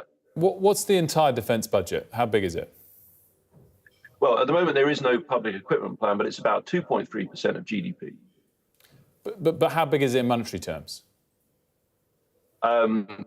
Last time I looked, it was over £50 billion. I think it went over 50 for the first time under us.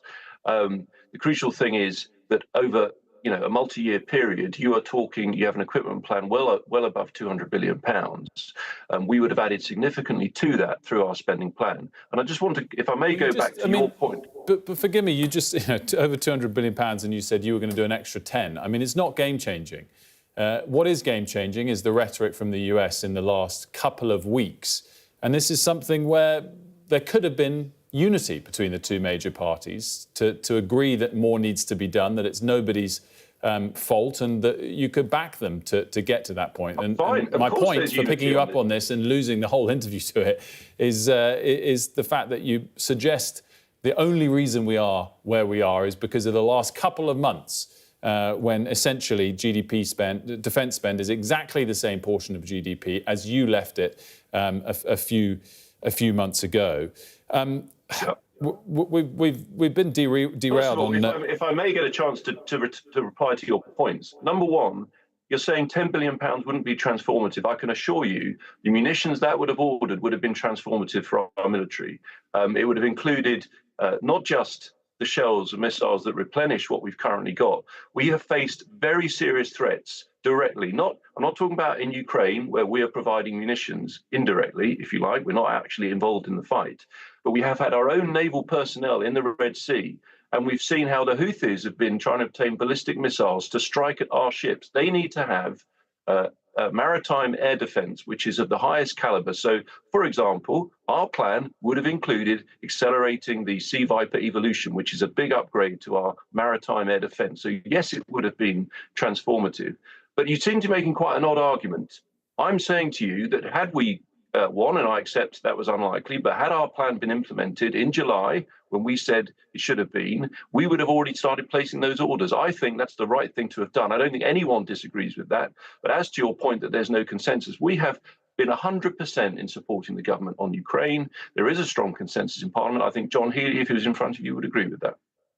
Well, I'm not making an argument. I'm pushing back on your argument, which was to suggest that the lack of spending on defence in general and the state of the defences is something that a party that's been in government for 6 months is responsible for when it's a long-term issue, as opposed to the party that was in government for 14 years. But I think we've kind of covered that issue at length, and we're kind of almost out of time. I want to come back to the second question I was going to ask.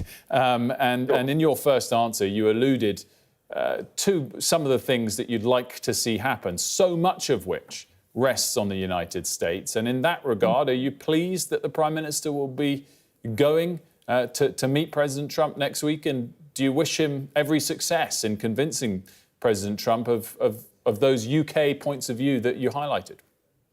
Of course, we want to see Ukraine playing a principal role in these negotiations. That's fundamentally important. For me, there are two key priorities at the moment. Ukraine to have a big say, because they are the country that was invaded, its people slaughtered, bombed relentlessly, etc., without any provocation by an aggressive dictatorship. So we strongly support the Prime Minister on that. But on the second priority is about our own defence. And I appreciate that this isn't an argument, but you've made some points that I don't agree with. So if I may just make one really critical point. You said about the state of the armed forces. As I said, we gave a huge amount of our inventory to Ukraine.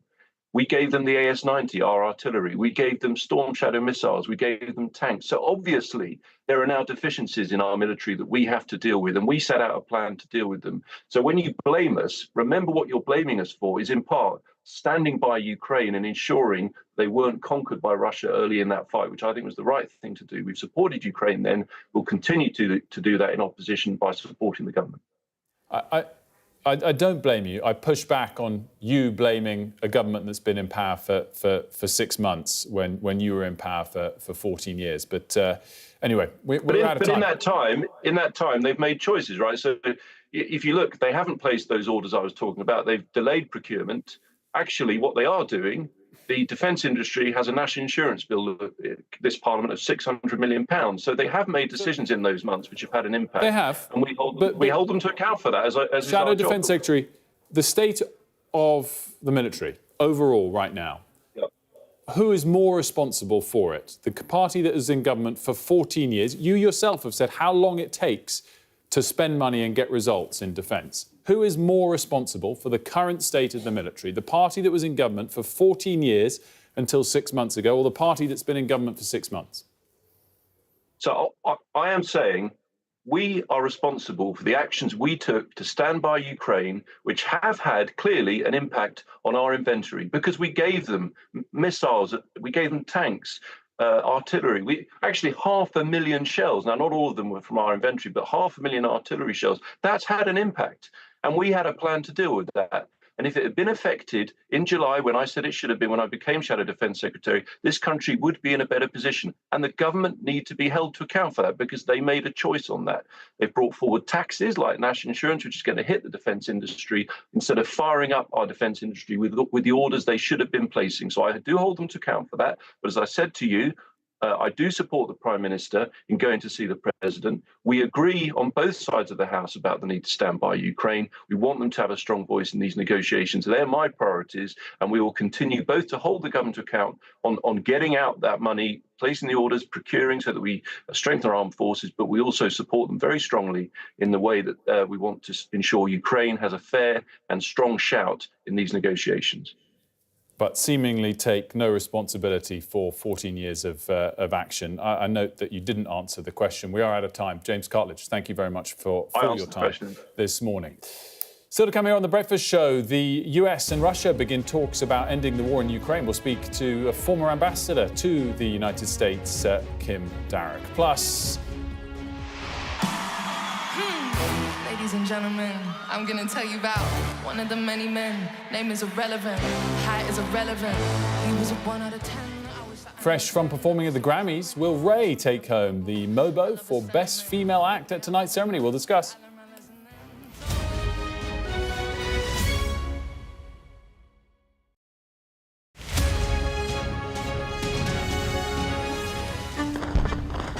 We're trying to see as much as we can. We start with breaking news. I am Anna Botting. It's been quite some day. The golden age of America begins right now.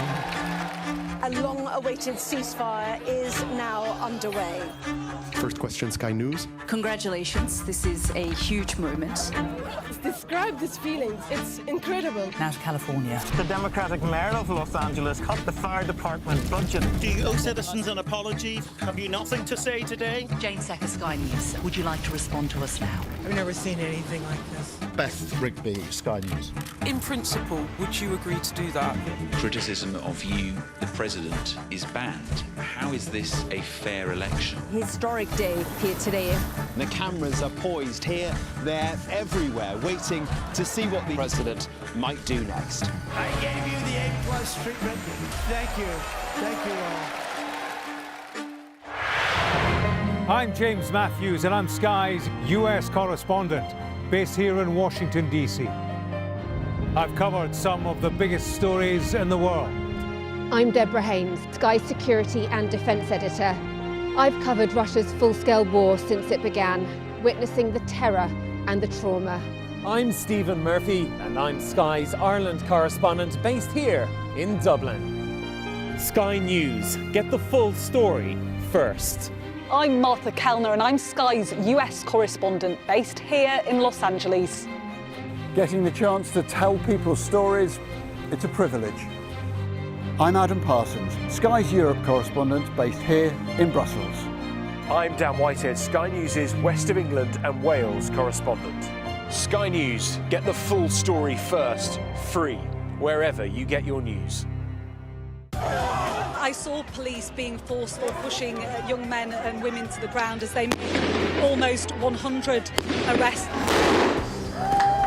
Will the cold affect your voters? Well, we have a lot of tremendous support. Free, wherever you get your news. The people here know that worse storms may well be on their way. I'm Martha Kellner, and I'm Sky's US correspondent based here in Los Angeles. Mandatory evacuation, you must leave! For many people, Harvey is far from over. People here believe the water will be this deep for weeks. I'm Greg Milam, and I'm Sky's Chief North of England correspondent. Are you trying to run me over, Sir Philip? No, go away. Look like it, sir. Will you respond to those who made accusations, Sir Philip? Can you go away? Sky News, the full story first.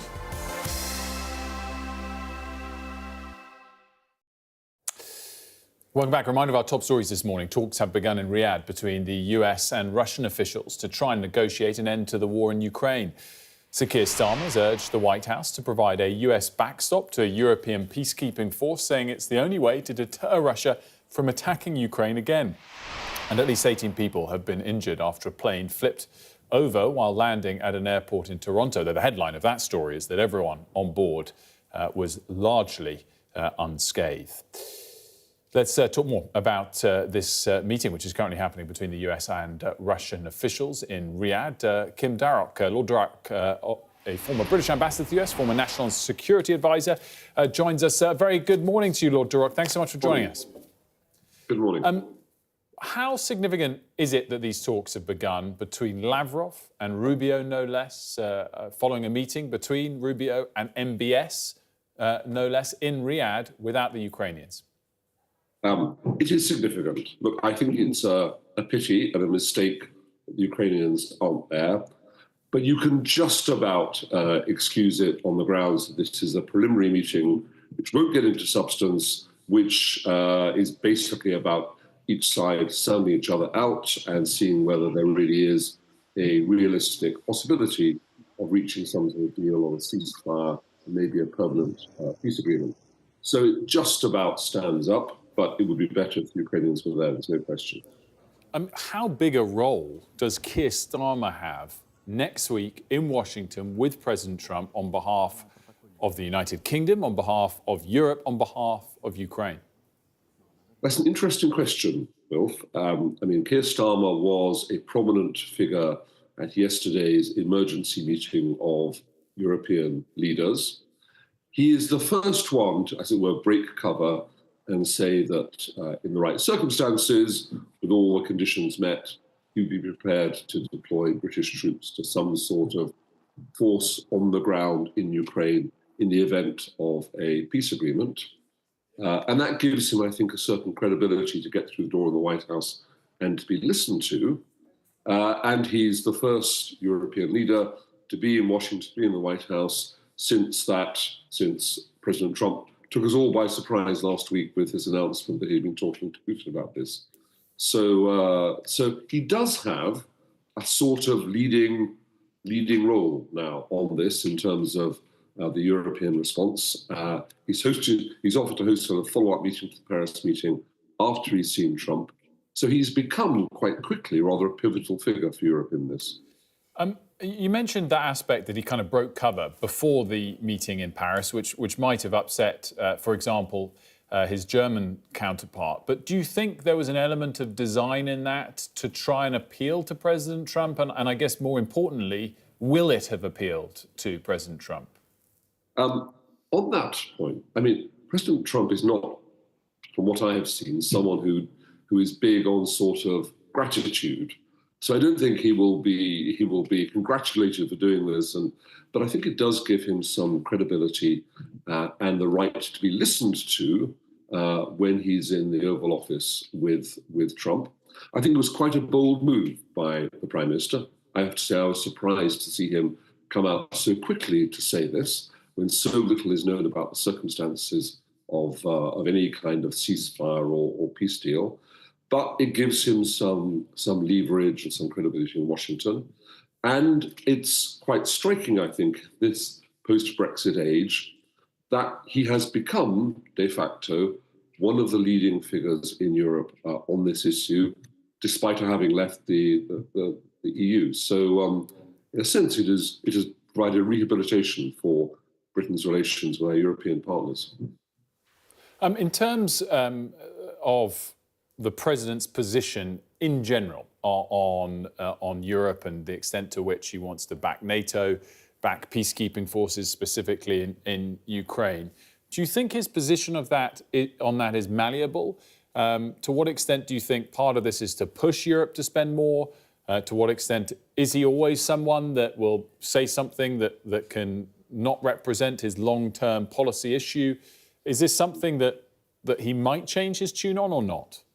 Well, whether he'll change his tune, we shall see. But first of all, Europe does need to spend more on defence. The UK needs to spend more on defence. That's just the reality of the state of the world we're living in.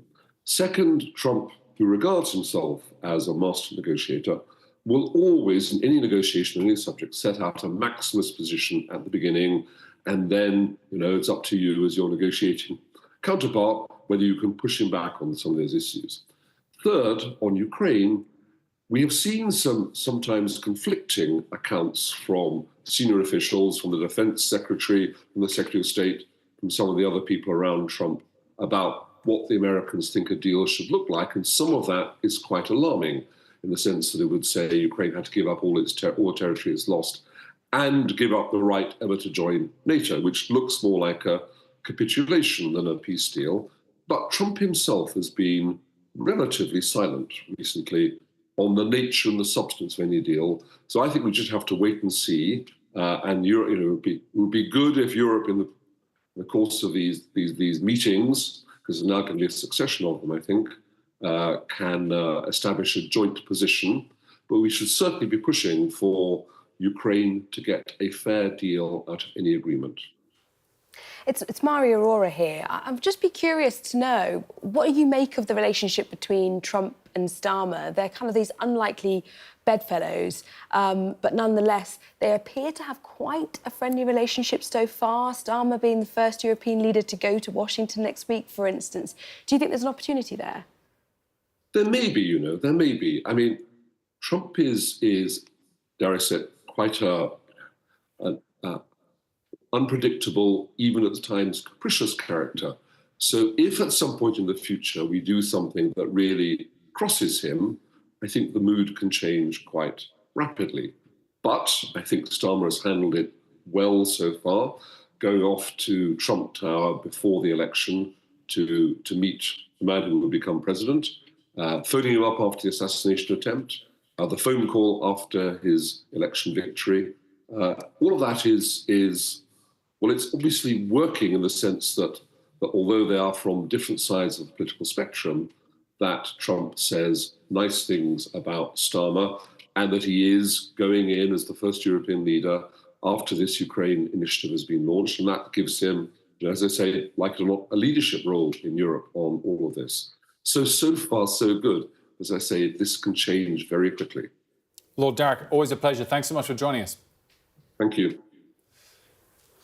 Mari, I mean, interesting to hear Lord Darroch talking about that and the sort of prospects for that meeting next week. And, of course, also we were speaking to the Shadow Defence Secretary just before that as well. Yeah, I mean, that was an extraordinary interview, Wilf.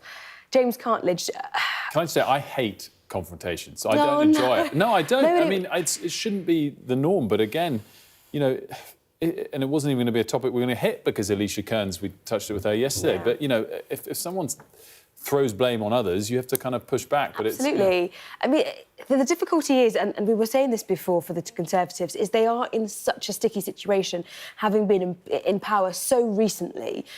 Very little of what they say really carries weight, and they know that. And I think it was very, very clear in that interview with you and James Cartledge that, the idea of all the blame being on Labour is just not... It's just not really... It's reliable, it's not believable. And I think the difficulty is that when you're in opposition, you're trying to learn bland blows and you're trying to be critical. And the difficulty, I think, that they need to focus on is, Kemi Badenoch has said often, I don't want to have opposition for opposition's sake. So if I think something's good or if I agree with something, I'll just be fair-minded about it. But that didn't seem to come across today with James Cartledge. He appeared to be trying to be quite political in his criticism and attack of Labour in a way that is really unfair. Yes, they are responsible now. Yes, they can make the decisions over the past 7 months. But when he was talking about, a huge amount of time being wasted, that time was under the Conservatives. And he talked about, how we need to, replenish stocks that we've given to Ukraine. That's fine. This war's been going on 3 years. It's not like the war started when Labour came to power. But there's also something that feels politically naive. You're arguing between 2.3 and 2.5%. So it's not like the policy was we were going to do 5 and they're only doing 2.5, where you could really see sort of a big wedge between it. It's an issue that most people would want both parties to be united on defence, and at the same time, your leaders say we're not ready to put policies out there. Exactly. And it just so it does seem odd. But anyway, it was not planned but heated as it was earlier. Mark, thanks so much. For now, US delegates, of course, have begun talks in Saudi Arabia to end the war in Ukraine. And today's Trump 100 podcast asks what it's like to interview President Trump. Our US correspondent James Matthews is joined by the Daily Mail's chief US political correspondent Rob Crilly. When I sat down to interview him in Mar-a-Lago, we were videoing it and we were expressly asked to bring an extra monitor so that he could watch what the viewer is going to see. And of course, he immediately complained. He had the lighting one way, then the other. And it was, again, that he was in charge. Of course, we know TV production is one of the things he really prides himself on. Yeah. But the other thing I would say is he's a salesman and he's a hotelier. And he treats you as his guest and he wants to put you at ease. He'll make sure you have a bottle of water if that's what you want. And at the end, he will say, did you get everything you need? Well, worth a listen if you haven't subscribed already. The QR code's on the side of the screen right now. Trump 100, the name of the podcast. Now, criminal gangs are making millions of pounds from illegally dumping rubbish on England's beauty spots. It's a booming business that's been described as the new narcotics trade, as Rachel Venables now reports. Past this gate and down the cliff lie mounds of rubbish, dumped en masse for years, now being sucked out to sea and spat out by the waves, all along this glittering Kent coastline. Well, for the last couple of years, people have been dumping waste over those cliffs by the lorry load. It gets washed over the cliffs, and then with the tidal currents, it comes round and gets washed up on this beach. It's builder's waste. Lots of guttering, more raw plugs, more little bits like this. It's disgusting. 80%, I would say, is all building waste or strange things like shredded carpet, shredded Christmas trees. How does that make you feel? It is really sad, just the impact on the marine life and probably our lives, because if fish are eating plastic, then so are we. Angry. I think residents are rightly angry. It should have been stopped immediately. With the site now closed off and under investigation, we don't know why this rubbish was dumped here. But waste crime has many forms and is a booming business. It's thought around a fifth of all waste in England is illegally managed. That's around 34 million tonnes, enough to fill about 4 million skips. And it's costing us about £1 billion every single year, at the same time as having a huge impact on legitimate waste operators. So obviously waste crime is a huge issue in this country. How does it work? How are people making money here? Imagine you're a business, so I come along and I say, I'll pick your waste, I'll deal with your waste. You pay me as though I'm going to treat it properly, so maybe £50 to collect it and manage it and £100 to treat it. I pick it up, I throw it on the ground somewhere, so I'm walking away with £100 of your £150 you've paid me, that I keep as all profit. Of the more than 1,400 illegal dump sites recorded by the Environment Agency in the past decade, 319 were thought to be linked to organised crime, but just 64 led to sanctions, prosecutions or written warnings. What we're seeing is actually more and more evidence of the really serious organised criminal gangs operating in the waste sector. Because it's such a low-risk, high-reward activity, something that the previous head of the Environment Agency actually called the new narcotics. And even if you do get caught, the penalties are far too low and they're not enough of a deterrent. In a statement, the Environment Agency said waste crime is toxic. We are determined to make life harder for criminals by disrupting and stopping illegal activity through tough enforcement action and prosecutions. Last year, we successfully shut down 462 illegal waste sites, bringing the total number in operation to the lowest on record. Criminals can convert your mouldy rubbish easily into cash at an almost incalculable cost to legitimate companies, the taxpayer and our environment. Rachel Venables, Sky News. Lots more still to come here on The Breakfast Show.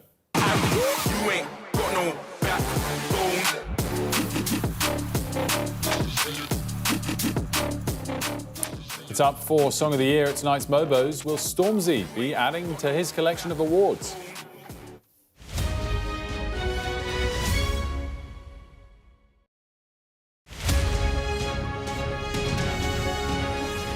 We're rolling. Welcome to the world. Our new podcast, starting now. It's very exciting. Every week, we'll be reporting from the world's trouble spots. We get to hold those in positions of power accountable, and we get to ask the questions that the audience, the listeners, want to know about. And that's why it is so important that people tune in, come along for the road, come along for the journey. It'll be fun.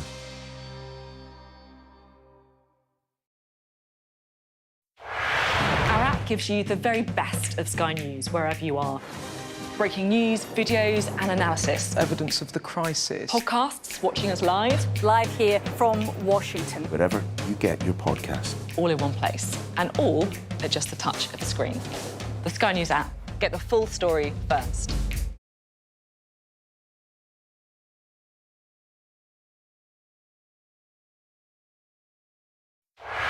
I'm Siobhan Robbins, Sky's Europe correspondent based here in Berlin. In Sweden, police have seized a lethal stash. Anyone of any age could say, I'll do that for £1 million and then have to go and shoot someone. Yes, Sky News, the full story first. I'm Greg Milam and I'm Sky's Chief North of England correspondent. This is insane.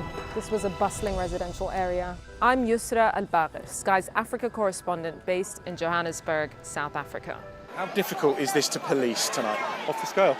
I'm Dan Whitehead, Sky News' West of England and Wales correspondent. There's always more to the news than a headline. We want to discover, to delve a little deeper, to find out what's really going on. Explanation, analysis, the people at the heart of every story. I'm Neil Patterson, and this is the Sky News Daily Podcast. So, by the end, we'll hopefully all understand what's going on in the world just that little better. Available wherever you get your podcasts.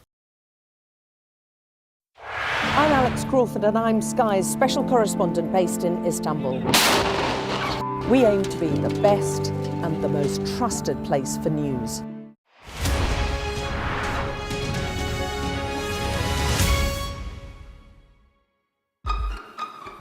We've got your Sunday mornings covered. From the front page and the sounds of the streets to the voices of the people who make the major calls and big picture politics beyond Westminster. We'll put you at the heart of our story. I'm ready. Are you? Join me, Trevor Phillips, Sunday mornings on Sky News. We're back. The MOBO Awards will be held tonight in Newcastle. The annual music ceremony aims to honour the achievements of black music and culture from around the world. Jason and Mari are back for this. And Jason, before we move on the discussion, just remind us of the sort of history of these awards and Newcastle for the first time. There's Newcastle for the first time this year, but it started in 1996 at the Connaught Rooms in London. It was a pretty pivotal year. Goldie won for his album Timeless. That was the first time we sort of saw drum and bass come through into the mainstream. And also the then leader of the opposition, Tony Blair, opened the ceremony as well. There we go. And we're able to bring in now Shante Joseph, host of The Guardian's Pop Culture podcast, to broaden the discussion. Shante, what of the awards are you most looking forward to tonight? I definitely think I'm looking forward to Song of the Year for sure, but also Best Drill Act. There are a lot of artists in there that I have absolutely loved and adored this year. So many of the songs that have been nominated are such earworms, you know, obviously thinking about TikTok as a platform for kind of music distribution and virality and kind of how many of these songs feel so pervasive now. There are songs I looked at, I was like, I'm not too sure about this. Have like put it on YouTube, on Spotify. I was like, I've heard this so much. So I'm really looking forward to seeing all these artists come together. We've got a favourite of mine and Mari's as well, Sampha, who's up for award. We'll play a bit of his music now. He's up for Best Male Album of the Year and music video for this song right here called Only. Only you. Only you.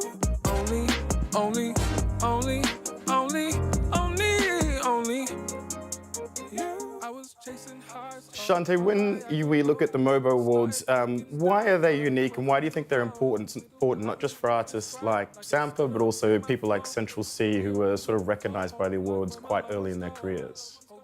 I think it's important because I think there's a lot of kind of award ceremonies that don't really get to recognise Black artists and their contributions to music. And one thing about the MOBO Awards is that they're constantly evolving and they're always listening to their audience and they're always listening to people who are trying to basically figure out more ways to acknowledge the Black origins of the sounds that we love today. I remember not too long ago, you had like Nova Twins, who are a rock act, saying, there is no space for us in this award ceremony, even though our music is of Black origin. And so they introduced a category for them too. The same with Near Archives, calling out the fact that there was no there used to be a jungle act, there used to be a garage act category, there wasn't anymore. And they've now this year introduced the dance and electronic act. So I think what makes them very important, and I guess different to a lot of award ceremonies, that they are really reactive to their audience and they're really reactive to the way that culture changes and how they can award people who fit into certain categories. So, Shante, it's Mari here. I want to know a little bit more about what you talked about when it comes to TikTok and social media playing a really big platform when it comes to the music industry. So how much do you think these award ceremonies are still useful, necessary, relevant in a time when people are getting their music in different ways? Do you know, I think these award ceremonies will always be important. It's like central, I think, to music discovery for platforms like this to exist. Like, yes, you can find a lot of stuff online. Yes, you can find a lot of stuff, on TikTok. But I think there's always a place for awarding artists and awarding the artistry. And I think the MOBOs does a great job of acknowledging those people. Even though songs may go viral, if you're a specific type of artist, you're more likely to be recognized at a big mainstream award ceremony. And so I think what the MOBOs does is make sure that we are acknowledging those who may not traditionally be acknowledged by somewhere like the Grammys, And Jason, in terms of the ceremony as a whole, do we get a lot of live performances, and who of the British artists in particular are you excited? I'm really looking forward. They're doing a big sort of collaborative thing to celebrate UK R&B. So there's people like Neo, DJ Ace, Shola Amma, classics like that coming together. But I don't know, Wilf, I'm going to ask you a question. Have you ever cut up a rug on the dance floor to chasten status at any point in your life? Most people regret it when they ask me to dance to any tune because I am devoid of any form of rhythm. Not a little two-step? Yeah, I reckon... just a little, There we Look, go. there must have been a time. Look, Chasten Status... And I'll stop. Chasten Status have been going since about 2000. They've teamed up with Stormzy on this song, Backbone. It's up for Song of the Year. Let's have a little listen and maybe even a boogie, Wilf. As long as we're off camera.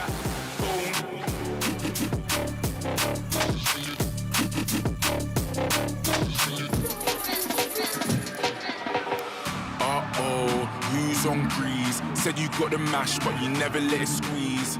My head's hot. Well, we are sadly running out of time, and we'll save most of the dancing for the break. Shante, thank you so much for joining us. Jason, thank you. Mari and I will be back at the top of the hour with all the day's top stories.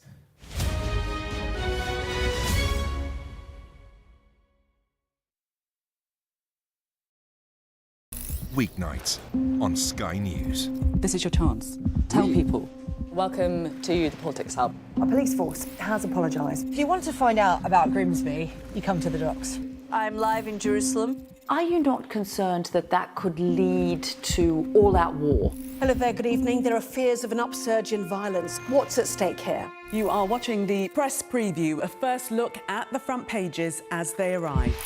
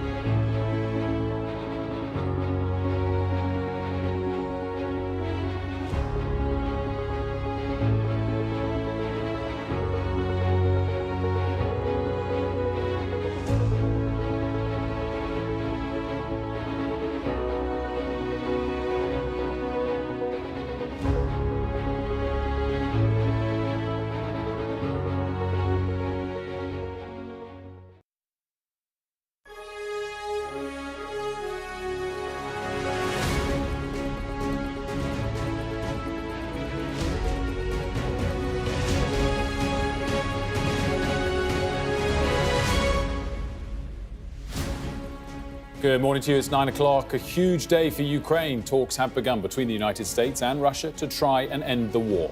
But with Europe and Ukraine shut out, there are growing fears about what Donald Trump could give away. It's Tuesday, the 18th of February. Your headlines. Negotiations start in Saudi Arabia to end the war in Ukraine. Here in Ukraine, there's growing concern about their future, but a determination that no peace talks will succeed unless Kyiv is at the table. And in Saudi Arabia, Moscow is hoping for a reset of relations with the United States. Also had a miracle escape for all 80 passengers and crew from a burning plane upside down on a runway in Toronto. Sky News reports on the organised crime gangs making millions from illegally dumping rubbish. Plus, only you. Who will be taking home the biggest prizes at the MOBO Awards tonight?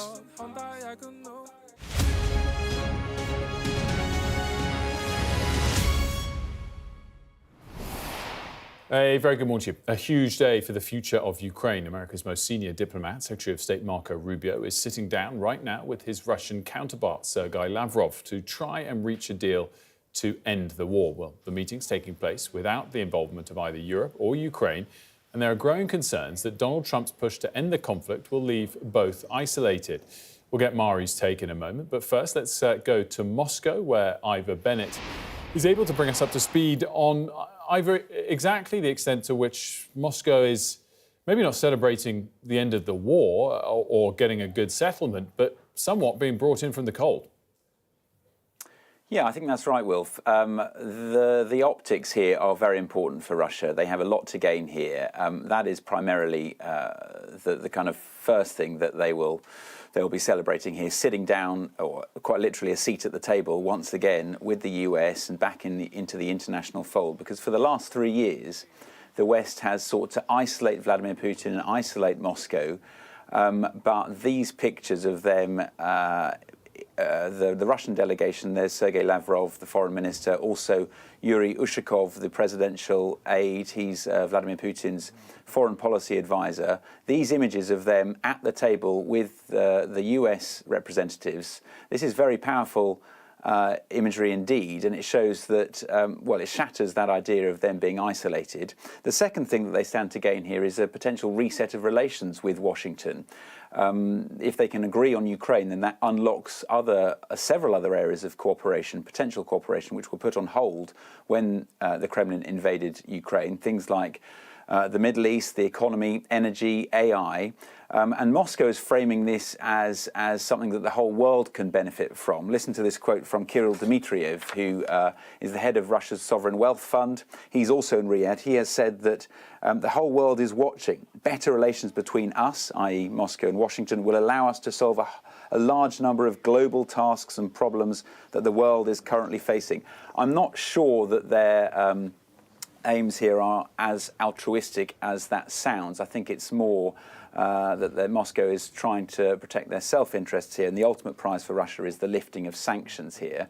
And that's what they mean when they talk about economic cooperation. But the third thing that they could stand to gain here is an end to the war in Ukraine, which has been costly for Russia in terms of money and manpower.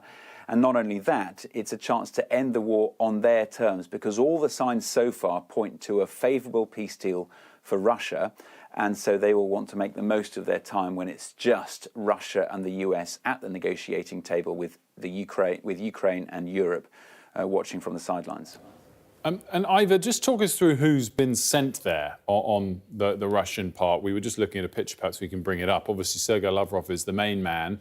Who's to his side, who's just behind him, and what does it signal about the sort of status these talks are being given in President Putin's eyes? Yes, Sergei Lavrov, Russia's veteran foreign minister, he's been in post for more than 20 years. He is the main man, as it were. Obviously, opposite number two, Marco Rubio. Also by his side at the table is Yuri Ushakov, who is Vladimir Putin's foreign policy advisor, also very senior figure. Those are the only two members of the Russian delegation at the table, but the fact that it's those two, they are two very senior figures in the leadership structure here. That shows how seriously Russia is taking these talks. Because, as I say, it's a chance for them to get back into the international fold. Donald Trump talked last week about how it was a mistake to kick Russia out of the G8. It's now the G7, that he thinks that they should be invited back in. They recognise this as an opportunity, so I think they want to show how seriously that they're taking this, and they want to seize that opportunity with both hands, and the fact that they want to end this idea of being isolated from the West or by the West.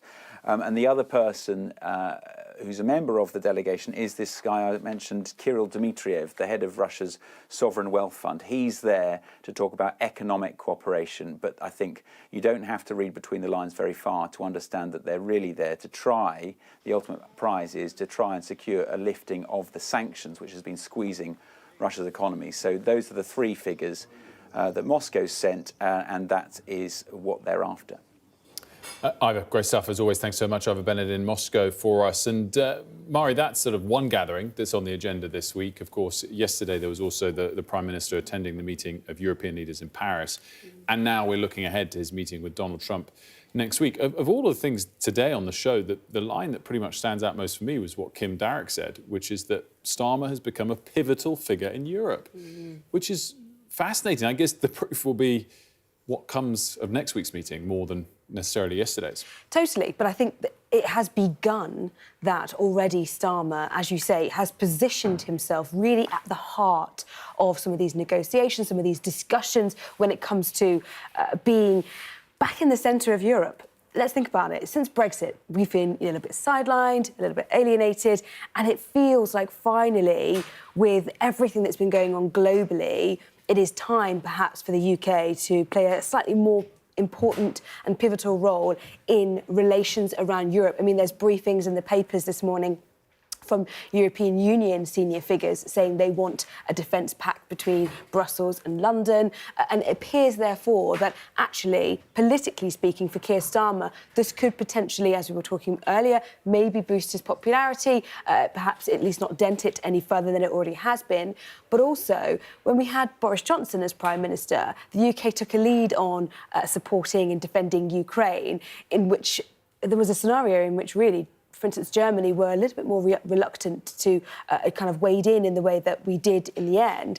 And so actually the UK has a bit of a reputation in the past couple of years around that. Starmer is continuing it and maybe allowing that to be his legacy and part of his political branding to an extent. But you're absolutely right. The discussions that are happening at the moment, and especially next week in Washington, will be extremely, extremely important. And then when it comes to the opposition side, you were speaking to James Cartledge about his blaming of the Labour government on a lack of defence spending, simultaneously juxtaposing that with Kemi Badenoch yesterday telling Sky News that under the Conservatives they didn't have the money for it because they couldn't find it while she was in Cabinet. And so there's a bit of a discord in terms of the messaging between the leader of the opposition and then some of her senior shadow ministers. I sometimes wonder, do they even have shadow cabinet meetings? I mean, honestly, it seems very disparate, this new Tory leadership, and always on different pages, partly because, as we've discussed many times, they don't have set policies yet. Yeah. But it doesn't see, and I don't know where he was joining us from, James Cartledge. It's not a united message. It's not a united message, and they are going to have to really tighten that up if they want people to believe them and believe that their views on Ukraine is credible. Mark, great stuff. Thanks so much. Now, all 80 passengers and crew on board a plane that crashed in Toronto have survived. One passenger described hanging like bats inside the aircraft after it flipped upside down on a runway. Fire engines raced onto the tarmac to put out flames, spraying it with foam as people were assisted to safety. Our US correspondent James Matthews has this report. We just landed. Our plane crashed. It's upside down. The pictures tell the story of a horrific crash and miraculous escape. This was Delta Flight 4819, turned upside down upon landing in Toronto. It had flown from Minneapolis with 76 passengers and 4 crew.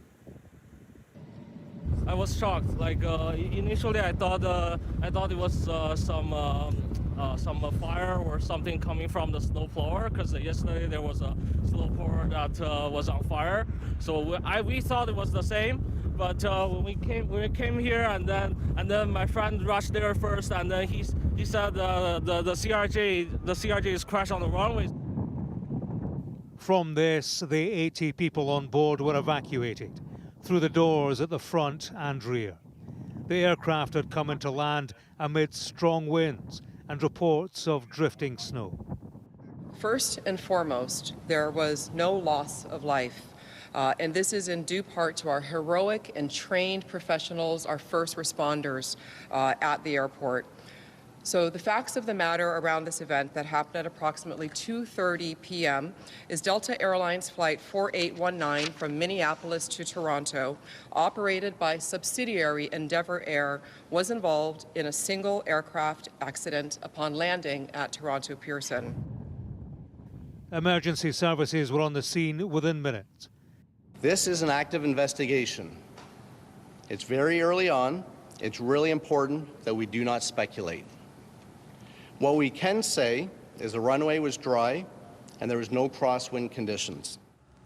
Crash investigators will examine weather conditions and why a wing of the plane was missing as it lay upside down. That's what they're going to look at to start with. Where is that wing and how did it leave the airplane? With it being that gusty, I think it's possible the wing may have touched the runway due to a gust. And if that's the case, then the rest of this makes sense. But the recorders are going to show that. It is a sight to compound concerns around air travel. Last month, 67 people were killed when an American Airlines flight collided with a Black Hawk helicopter in Washington, D.C. Whatever the mystery surrounding the cause of this Toronto crash, there's no doubting the lucky escape. James Matthews, Sky News, in Washington. A female ex-soldier has described what she called a disgusting culture of sexual harassment and misogyny in the army during an inquest into her friend's death. 19-year-old Royal Artillery gunner Jaisley Beck was found dead in her barracks in Wiltshire in December 2021. And our Matthew Thompson's here with me to tell us a bit more about, Matthew, what's unfolding from this ongoing inquiry. Yeah, so it's been running for just over a week now, this inquiry, and it has really been throwing up, as you say, some troubling details of a pervasive culture, shall we say, of misogyny within the army. So first of all, the things we've been hearing about Jaisley Beck's life and death are alarming. So for example, in the weeks and months prior to her death, she was targeted by, I suppose, a campaign of harassment, essentially, by one of her senior officers, Bombardier Ryan Mason, who sent her 4,600 messages in the 2 months prior to her death.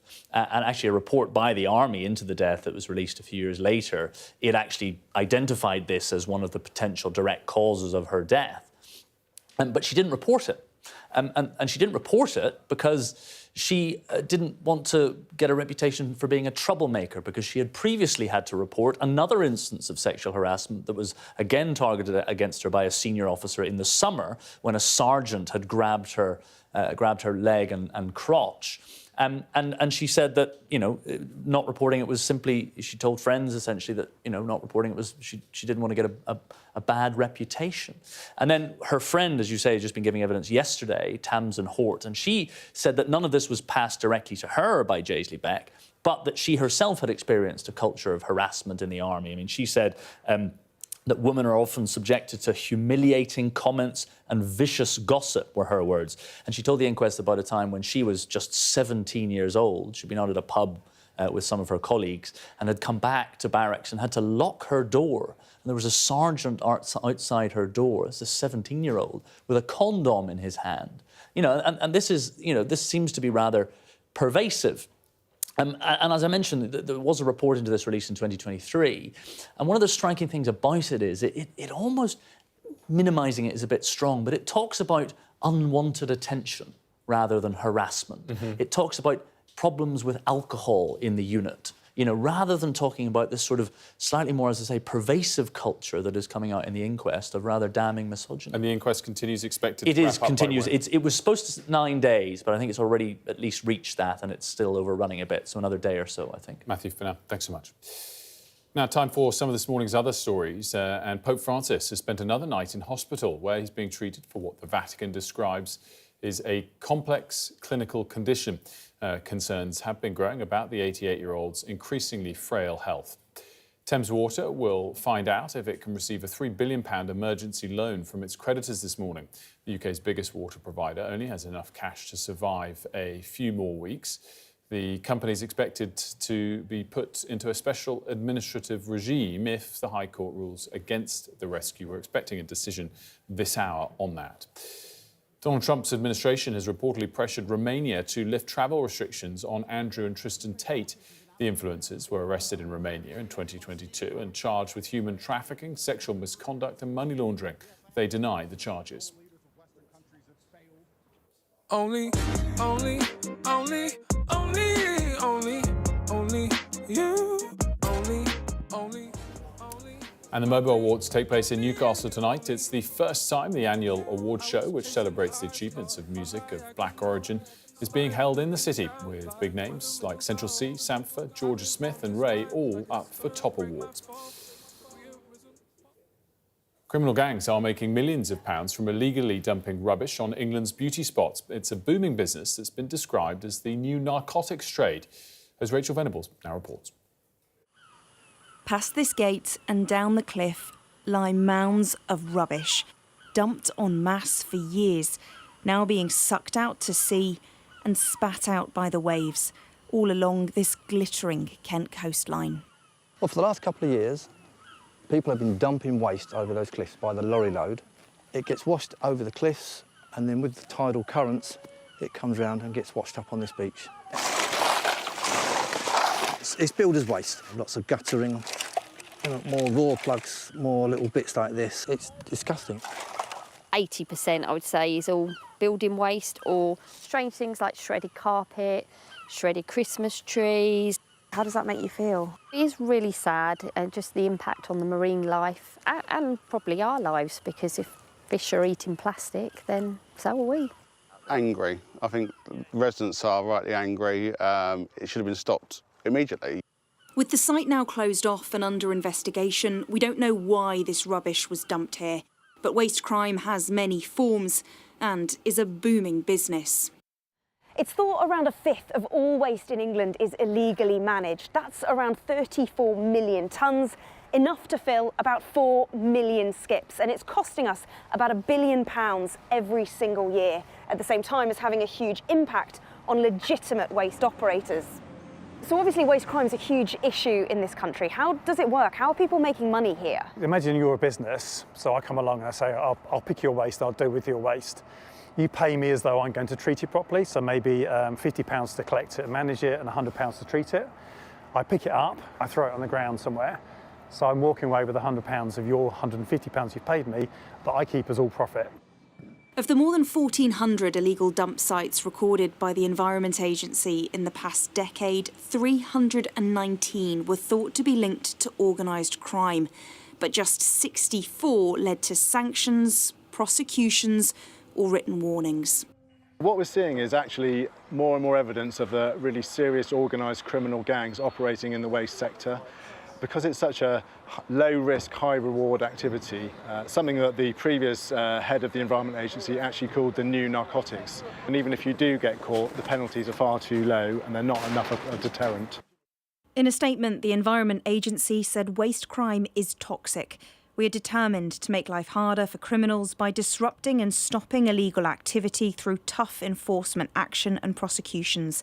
Last year, we successfully shut down 462 illegal waste sites, bringing the total number in operation to the lowest on record. Criminals can convert your mouldy rubbish easily into cash at an almost incalculable cost to legitimate companies, the taxpayer and our environment. Rachel Venables, Sky News.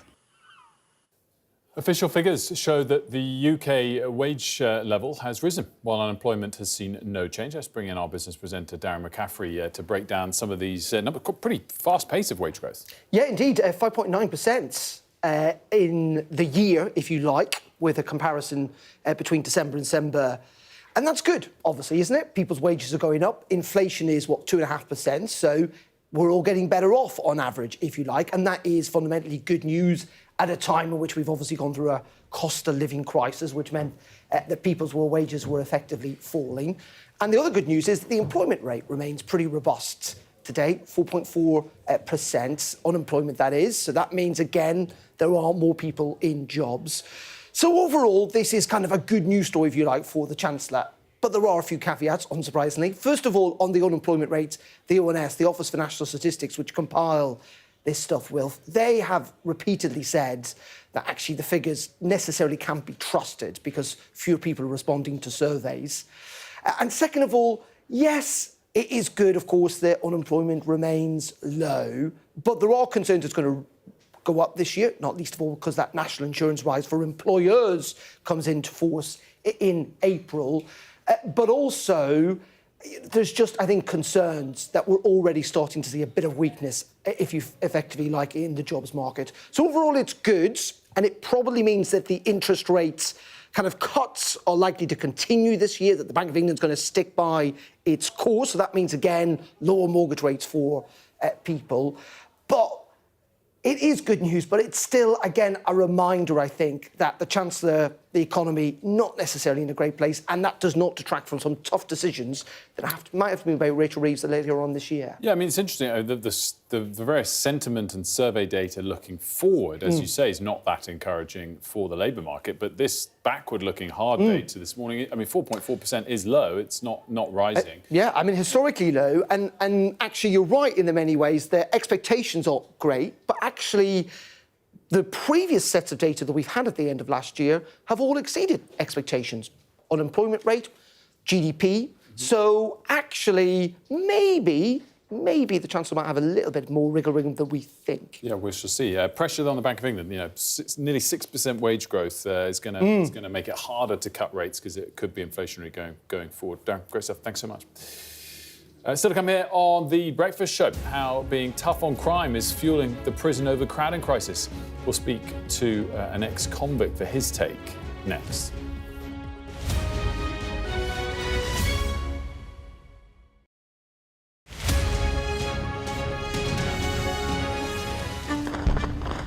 We're trying to see as much as we can. We start with breaking news. I am Anna Botting. It's been quite some day. The golden age of America begins right now. A long-awaited ceasefire is now underway. First question, Sky News. Congratulations, this is a huge moment. Describe this feeling. It's incredible. Now to California. The Democratic mayor of Los Angeles cut the fire department budget. Do you owe citizens an apology? Have you nothing to say today? Jane Secker, Sky News. Would you like to respond to us now? I've never seen anything like this. Beth Rigby, Sky News. In principle, would you agree to do that? Criticism of you, the president, is banned. How is this a fair election? Historic day here today. The cameras are poised here, there, everywhere, waiting to see what the president might do next. I gave you the A+ treatment. Thank you. Thank you all. I'm James Matthews, and I'm Sky's US correspondent, based here in Washington, D.C. I've covered some of the biggest stories in the world. I'm Deborah Haynes, Sky Security and Defence Editor. I've covered Russia's full-scale war since it began, witnessing the terror and the trauma. I'm Stephen Murphy, and I'm Sky's Ireland correspondent based here in Dublin. Sky News, get the full story first. I'm Martha Kellner, and I'm Sky's US correspondent based here in Los Angeles. Getting the chance to tell people's stories, it's a privilege. I'm Adam Parsons, Sky's Europe correspondent based here in Brussels. I'm Dan Whitehead, Sky News' West of England and Wales correspondent. Sky News, get the full story first, free, wherever you get your news. I saw police being forceful, pushing young men and women to the ground as they made almost 100 arrests. Will the cold affect your voters? Well, we have a lot of tremendous support. Free, wherever you get your news. The people here know that worse storms may well be on their way. I'm Martha Kellner, and I'm Sky's US correspondent based here in Los Angeles. Mandatory vaccine. Evacuation! You must leave! For many people, Harvey is far from over. People here believe the water will be this deep for weeks. I'm Greg Milam, and I'm Sky's chief North of England correspondent. Are you trying to run me over, Sir Philip? No, go away. Look like it, sir. Will you respond to those who made accusations, Sir Philip? Can you go away? Sky News, the full story first.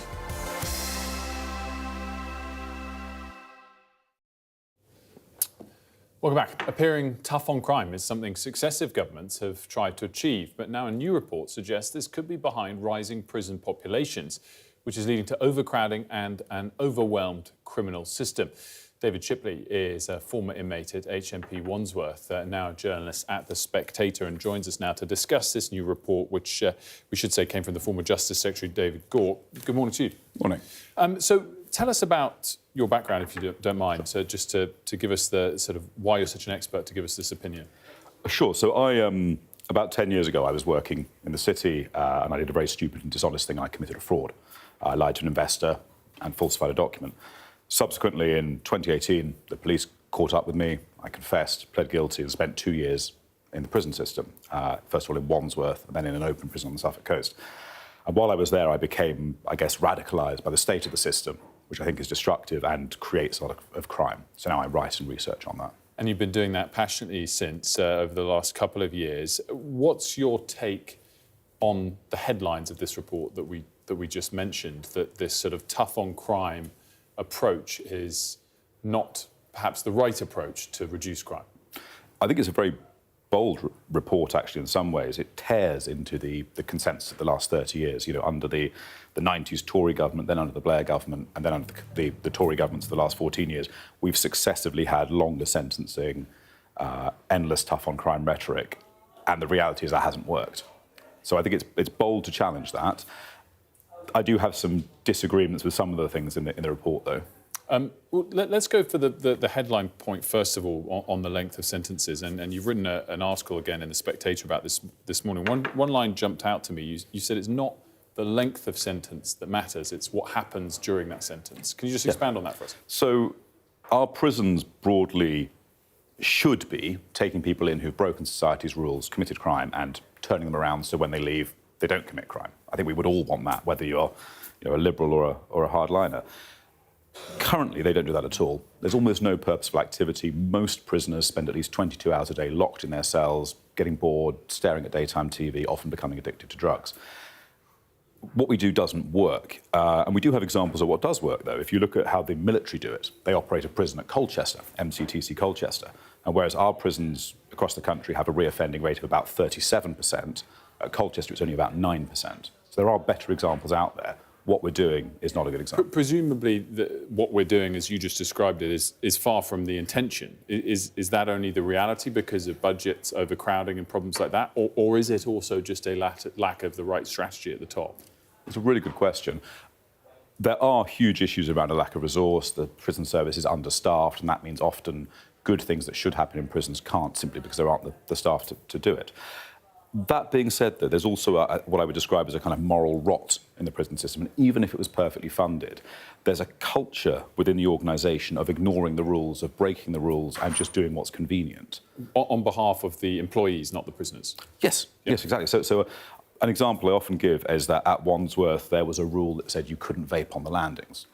It might seem very minor, but it was completely ignored by prisoners and by staff. And I recall once seeing a new officer arriving on the wing and trying to tell a prisoner not to vape and being laughed at by prisoners and by their colleagues.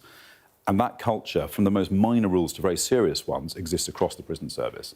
And it's often driven by a lack of management and governor interest in making the system obey the rules. What, in a short space of time, is one of the obvious solutions in your eyes? I think we need to look at who we jail where. So at the moment, pretty much everyone who gets sentenced to prison gets sent to what are called local reception jails, like Wandsworth. And these are typically the worst, most crowded, least functional prisons. What we could do quickly is say, when we're sentencing people, if you're low risk and deemed suitable for open conditions almost straight away, send those people to open prisons. If you're medium risk, maybe you could go straight to a CCAT. If you're higher risk, sure, you go to a more secure prison. That might take some of the immediate pressure off the most crowded jails. And just finally, you welcome some aspects of the report. What did you suggest you disagreed with? Well, they make a claim that we're jailing more people. And that's not really true. If you go back to about 2010, we were jailing something like 30,000 new people into prison every quarter. Now it's about half that. What we are doing is jailing more people who we convict. So if you get convicted of a crime, you are more likely to get jailed. But that's over a time period where the police have collapsed. So we've gone from solving a quarter of crimes to solving about 6% of crimes. So we have a system which doesn't catch most people, and therefore, when people do get caught, they maybe are more likely to be jailed. And I think that's bad in lots of ways, and the report seems to be avoiding that topic. We're out of time, sadly, David, because it's been an absolutely fascinating discussion. Thanks for joining us. David Shipley, and his latest articles in The Spectator this morning. Still coming on The Breakfast Show, as talks begin between the US and Russia to end the war in Ukraine, we'll speak to our international correspondent, Diana Magnay.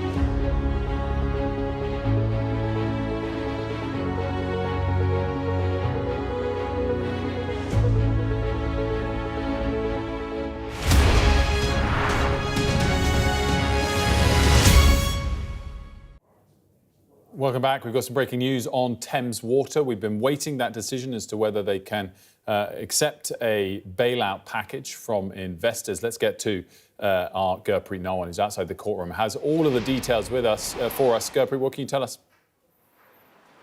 Yeah, some might call this a lifeline, Wilf. Others will call it a sticking plaster. Thames Water, which is crumbling under a debt pile of about £16 billion, says it's going to run out of money at the end of March unless it secured this loan. It's £3 billion from its most senior class of creditors. It says that loan will buy it some time, allowing it to seek more equity investment, enabling it to get its house in order. The High Court was deciding on that request. It said today that that loan can go ahead. It means that the company has, for now, staved off something known as a special administration, which is akin to a temporary renationalisation, which, of course, would have been a hugely significant moment. It would have been the first time that one of the water companies has passed back into government hands after privatisation in the late 1980s. But it doesn't mean that it's going to stave off nationalisation forever. Some campaigners saying that that is actually the best course of action for the company. They're sceptical about the loan, about the terms of the loan, and whether the company can really turn things around when it's paying back this loan at an interest rate of 9.75%. And let's not forget that its debt interest bill annually is about £900 million. That means a third of the revenue it gets from customer bills is going towards servicing debt. Some wondering how it can get back on sustainable terms by taking out more loans, calling this bridge financing a bridge finance to nowhere.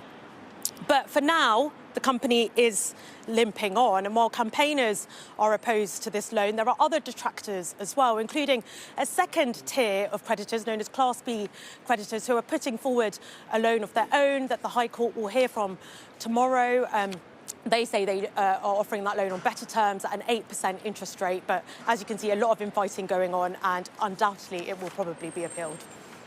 Gurpreet, thanks so much for that. Well, we can discuss this further now with John Bosco Nwobo, who works as a lead campaigner at We Own It, which campaigns against privatisation. Thanks so much for joining us on this. What do you make of this decision? Well, Thames Water lives to fight another day, but from the point of view of customers, it's essentially a doom loop that we've been kind of thrust into. Thames Water should not be on death's door. No water company, given the fact that it provides something so essential, should have to limp on day to day the way Thames Water is going on. Just to give your viewers some context, this is a company that is already £19 billion in debt. And obviously, over the period of privatization, they've already taken out around £13 billion in some form of profit or dividends paid out to their shareholders. So it's clearly not a sustainable model of running water in this country or in any other country. And just to add that we are the only country in the world that runs on a model where both the infrastructure and the services are run privately. It's just focusing on water specifically. So clearly this is a case of whether they were going to get bailed out or not. But is it your more broad view that water companies should be nationalised as a whole? Well, water is in public ownership in Scotland and in Northern Ireland. And just to illustrate to your viewers how much of a difference that can make, households in Scotland pay around £113 less for their water than households in England. And we are talking about this in the midst of Thames Water actually going to the Competition and Markets Authority, taking Ofwat's ruling that allowed them to raise bills by 35% to the CMA, demanding to be allowed to raise bills by 53%. Right? That's the crisis that we are in England, and it's an artificial crisis because we can take water into public ownership. I'm afraid, John Bosco, we have to leave it here because there's some breaking news to get to. But thank you so much for joining us. Thank you. John Bosco Nwobo from We Own It. We're going to pivot and listen live now to the Defence Secretary, John Healey. However, the headlines, the wider headlines, and the decisions that we make right now over the coming weeks will not only define the outcome of the conflict in Ukraine, but the security of our world for a generation to come. And the nature of government means dealing with these challenges. But in my view, the test of leadership, of political leadership, isn't just about managing the immediate, it's also about reforming for the future. We're in a new era of threat, and that demands a new era for defence. And in the middle of everything else last week, the new Defence Secretary, Pete Hegseth, from the US, and I made time to discuss the aims we share on defence reform. This government, our new Labour government, was elected on a mandate in one word: change. We govern on an instruction in one word: delivery. And as a new government, we're delivering for defence, over these first 7 months. We've stepped up and speeded up support for Ukraine. We've increased defence spending this year by nearly £3 billion and will set a path to spending 2.5% of GDP in the spring. We've launched a new defence industrial strategy. We've secured a deal to buy back 36,000 military homes to improve conditions for personnel and get better value for the taxpayer. We've given the men and women of our armed forces the biggest pay increase for more than 20 years. We've signed the landmark Trinity House Agreement with Germany, and we've already progressed the Armed Forces Commissioner Bill through the House of Commons to give a strong independent voice to improve service life. And we have in the MOD 2 major change programmes, both launched within the first month of government. 1, the Strategic Defence Review. 2, our Defence Reform Programme. Each is essential for the other. The Defence Review will reinforce the imperative for defence reform. Defence reform is the foundation for being able to implement the Defence Review and for discharging what is our first duty in government. Exactly a year ago, actually in February, I gave a little notice speech at the Policy Exchange on defence reform, in which I outlined, and I said then, the need to create a stronger defence centre capable of leading Britain in meeting the increasing threats we must face.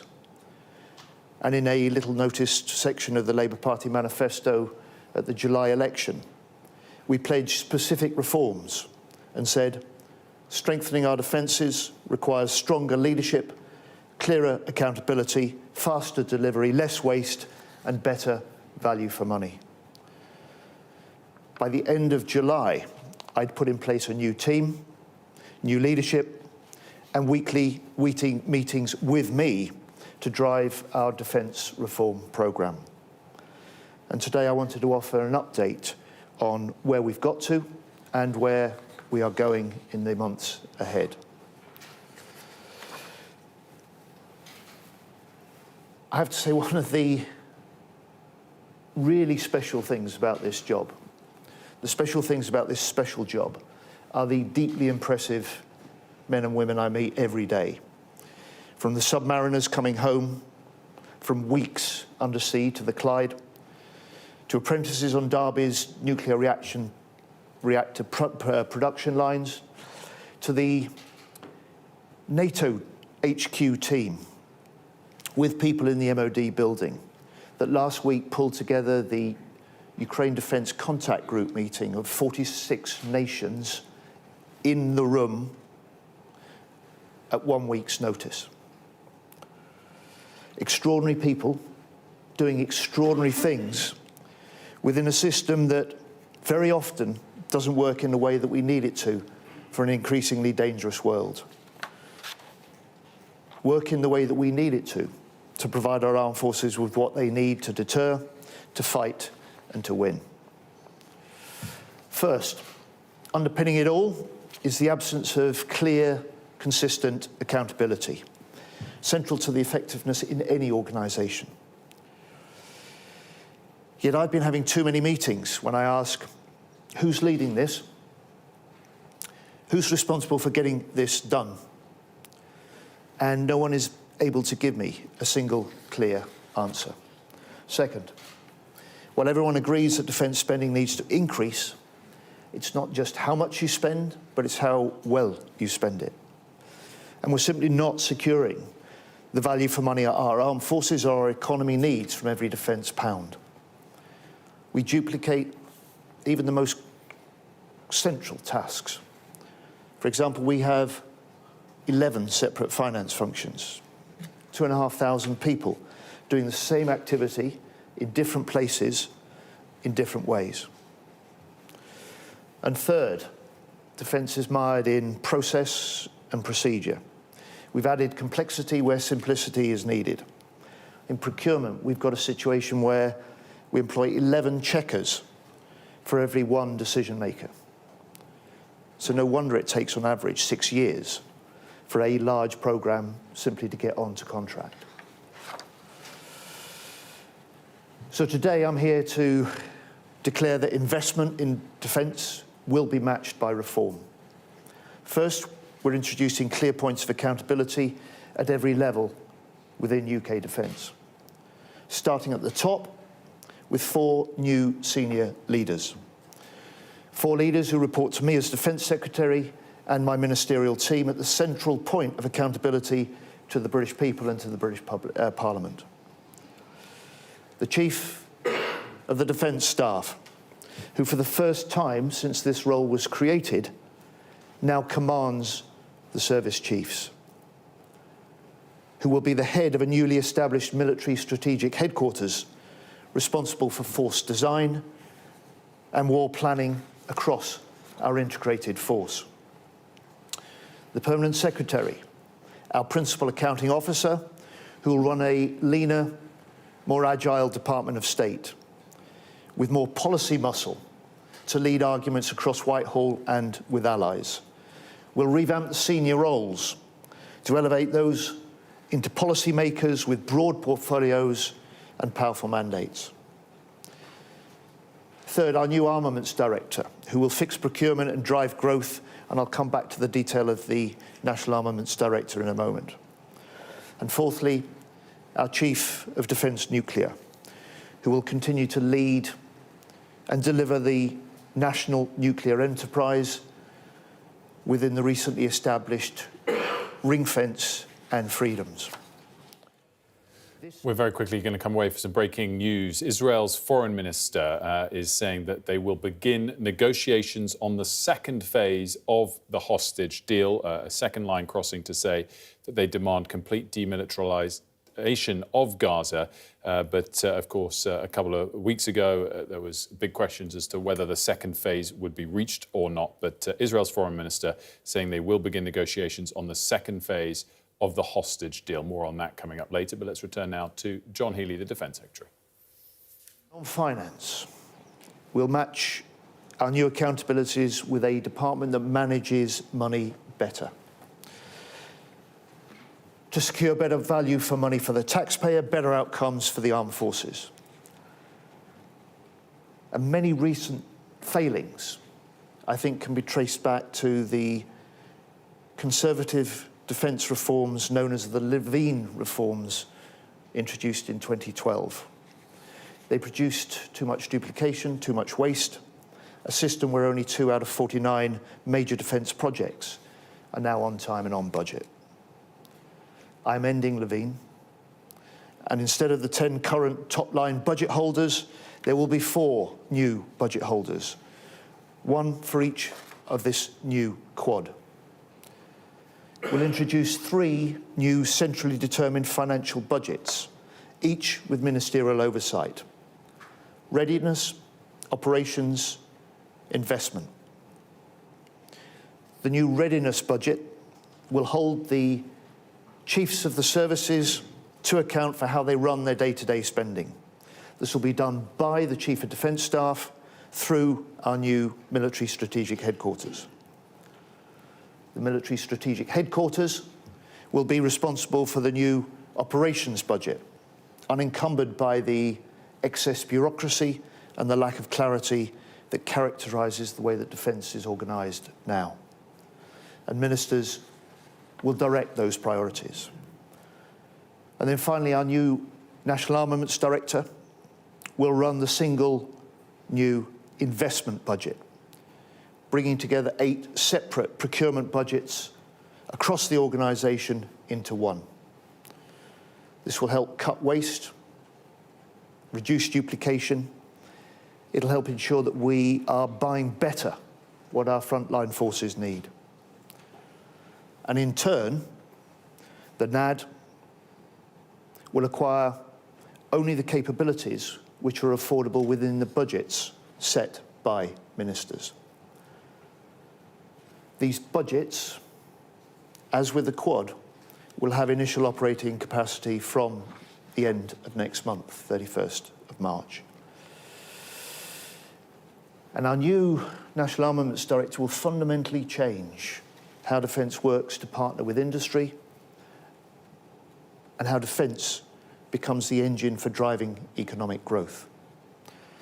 So sitting alongside the Permanent Secretary and the Chief of Defence Staff, they'll execute a £20 billion plus budget to build and sustain our national arms arsenal.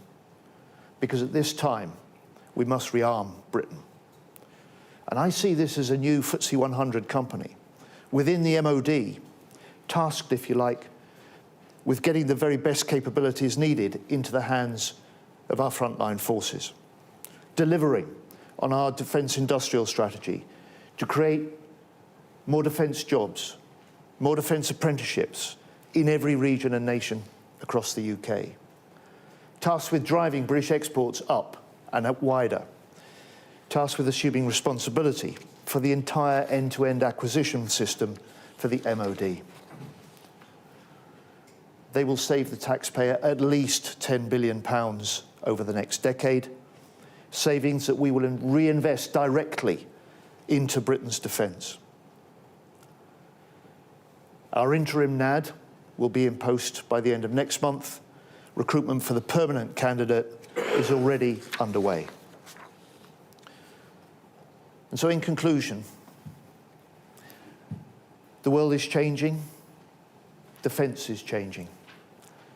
Our reform programme represents the biggest shake-up of UK defence for over 50 years. And let me say this. This is a government whose commitment to defence is unshakable.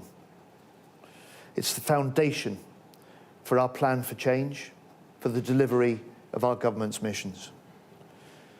We will match sustained investment with serious reform. It'll mean growing the economy. It'll mean a more muscular defence for a more dangerous world. It will mean Britain, which is secure at home and strong abroad. Thank you. Defence Secretary John Healey there. We're going to analyse the key takeaways from that speech he just gave. But first, we want to pivot to our international correspondent, Diana Magnay, on that breaking news coming out of the Israeli Foreign Minister that we briefly brought you during that speech. Diana, recap for our audience and tell us the significance. The Israeli Foreign Minister saying they are going to move to the second phase of negotiations? Yes, exactly. And that was always a question, really, of whether Benjamin Netanyahu, supported as he is by the far right, who do not want this ceasefire to be going on in any case. They want war to continue, whether he would move to phase 2 of the negotiations. And we've just heard from Gideon Saar, Israel's foreign minister, that would actually start, that negotiations would begin, that Israel will be demanding the complete demilitarization of Gaza, and comments about Iran, that Iran is making huge efforts to restore Hezbollah with financial support, partly in cooperation with Turkey.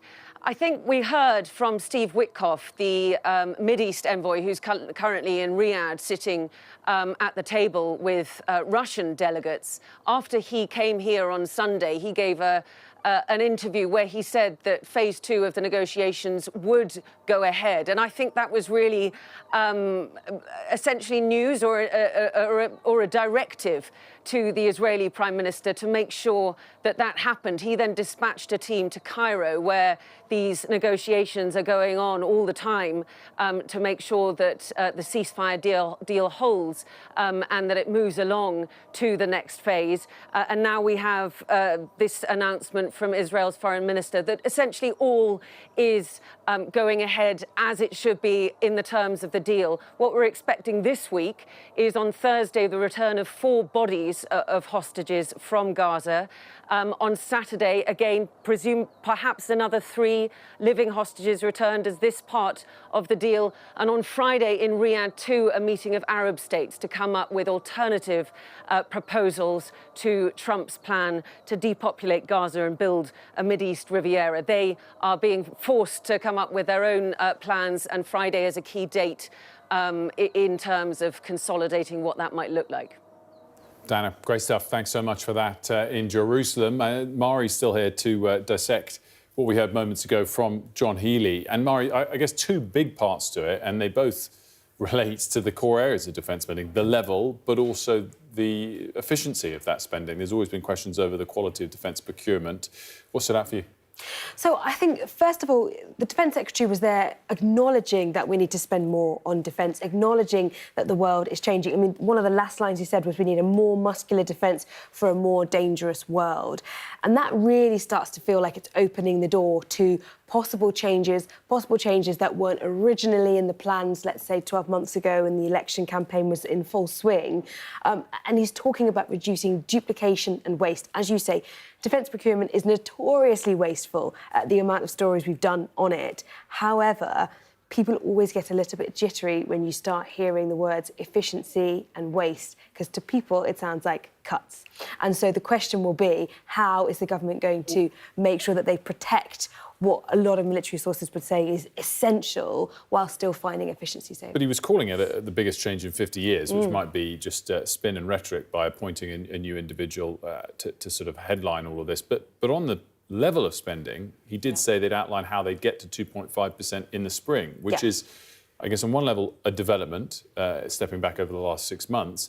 But on another level, questions in the last week or two whether there'd be a bigger boost, a sooner boost. I guess this is sort of taking the foot off the gas a little bit on that. It sounds like it, doesn't it? It doesn't sound like they're going to go further than the 2.5 for now. The question will be, will they do what the Tories promised and do 2030 as the target?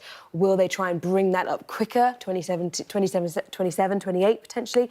Or will they drag it out even further, in which case there'll be a lot of people complaining and saying it's not going further enough. Mari, as always, thanks so much. That does it for Mari and I today here on Sky News Breakfast. We'll be back same time tomorrow, 6 a.m. Please do join us then. In the meantime, stick with Sky News. Up next after this short break, Gareth Barlow with Sky News today and all of the day's top stories.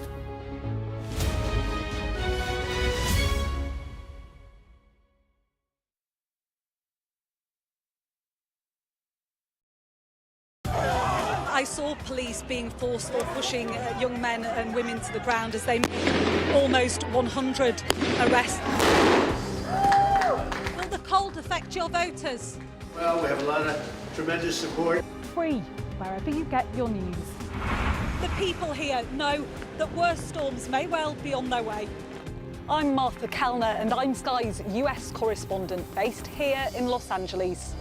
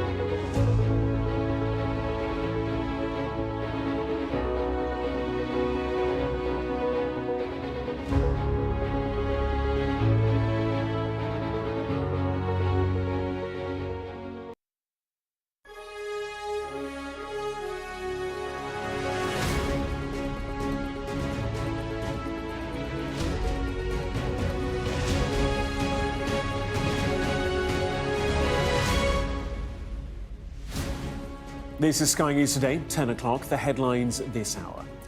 Ukraine peace talks. Top officials from Washington and Moscow meet for the first time since Russia's full-scale invasion. Israel confirms it will begin talks on the second phase of the Gaza ceasefire deal. We just landed. Our plane crashed. It's upside down. All 80 passengers survive a plane crash in Toronto despite the Delta Airlines jet flipping and catching fire while landing. Thames Water is granted a £3 billion emergency loan as it looks to restructure and avoid renationalisation. An eyewitness report from our Africa correspondent Yusra Al-Bagir on the Sudanese army's push to take back control of the country's capital.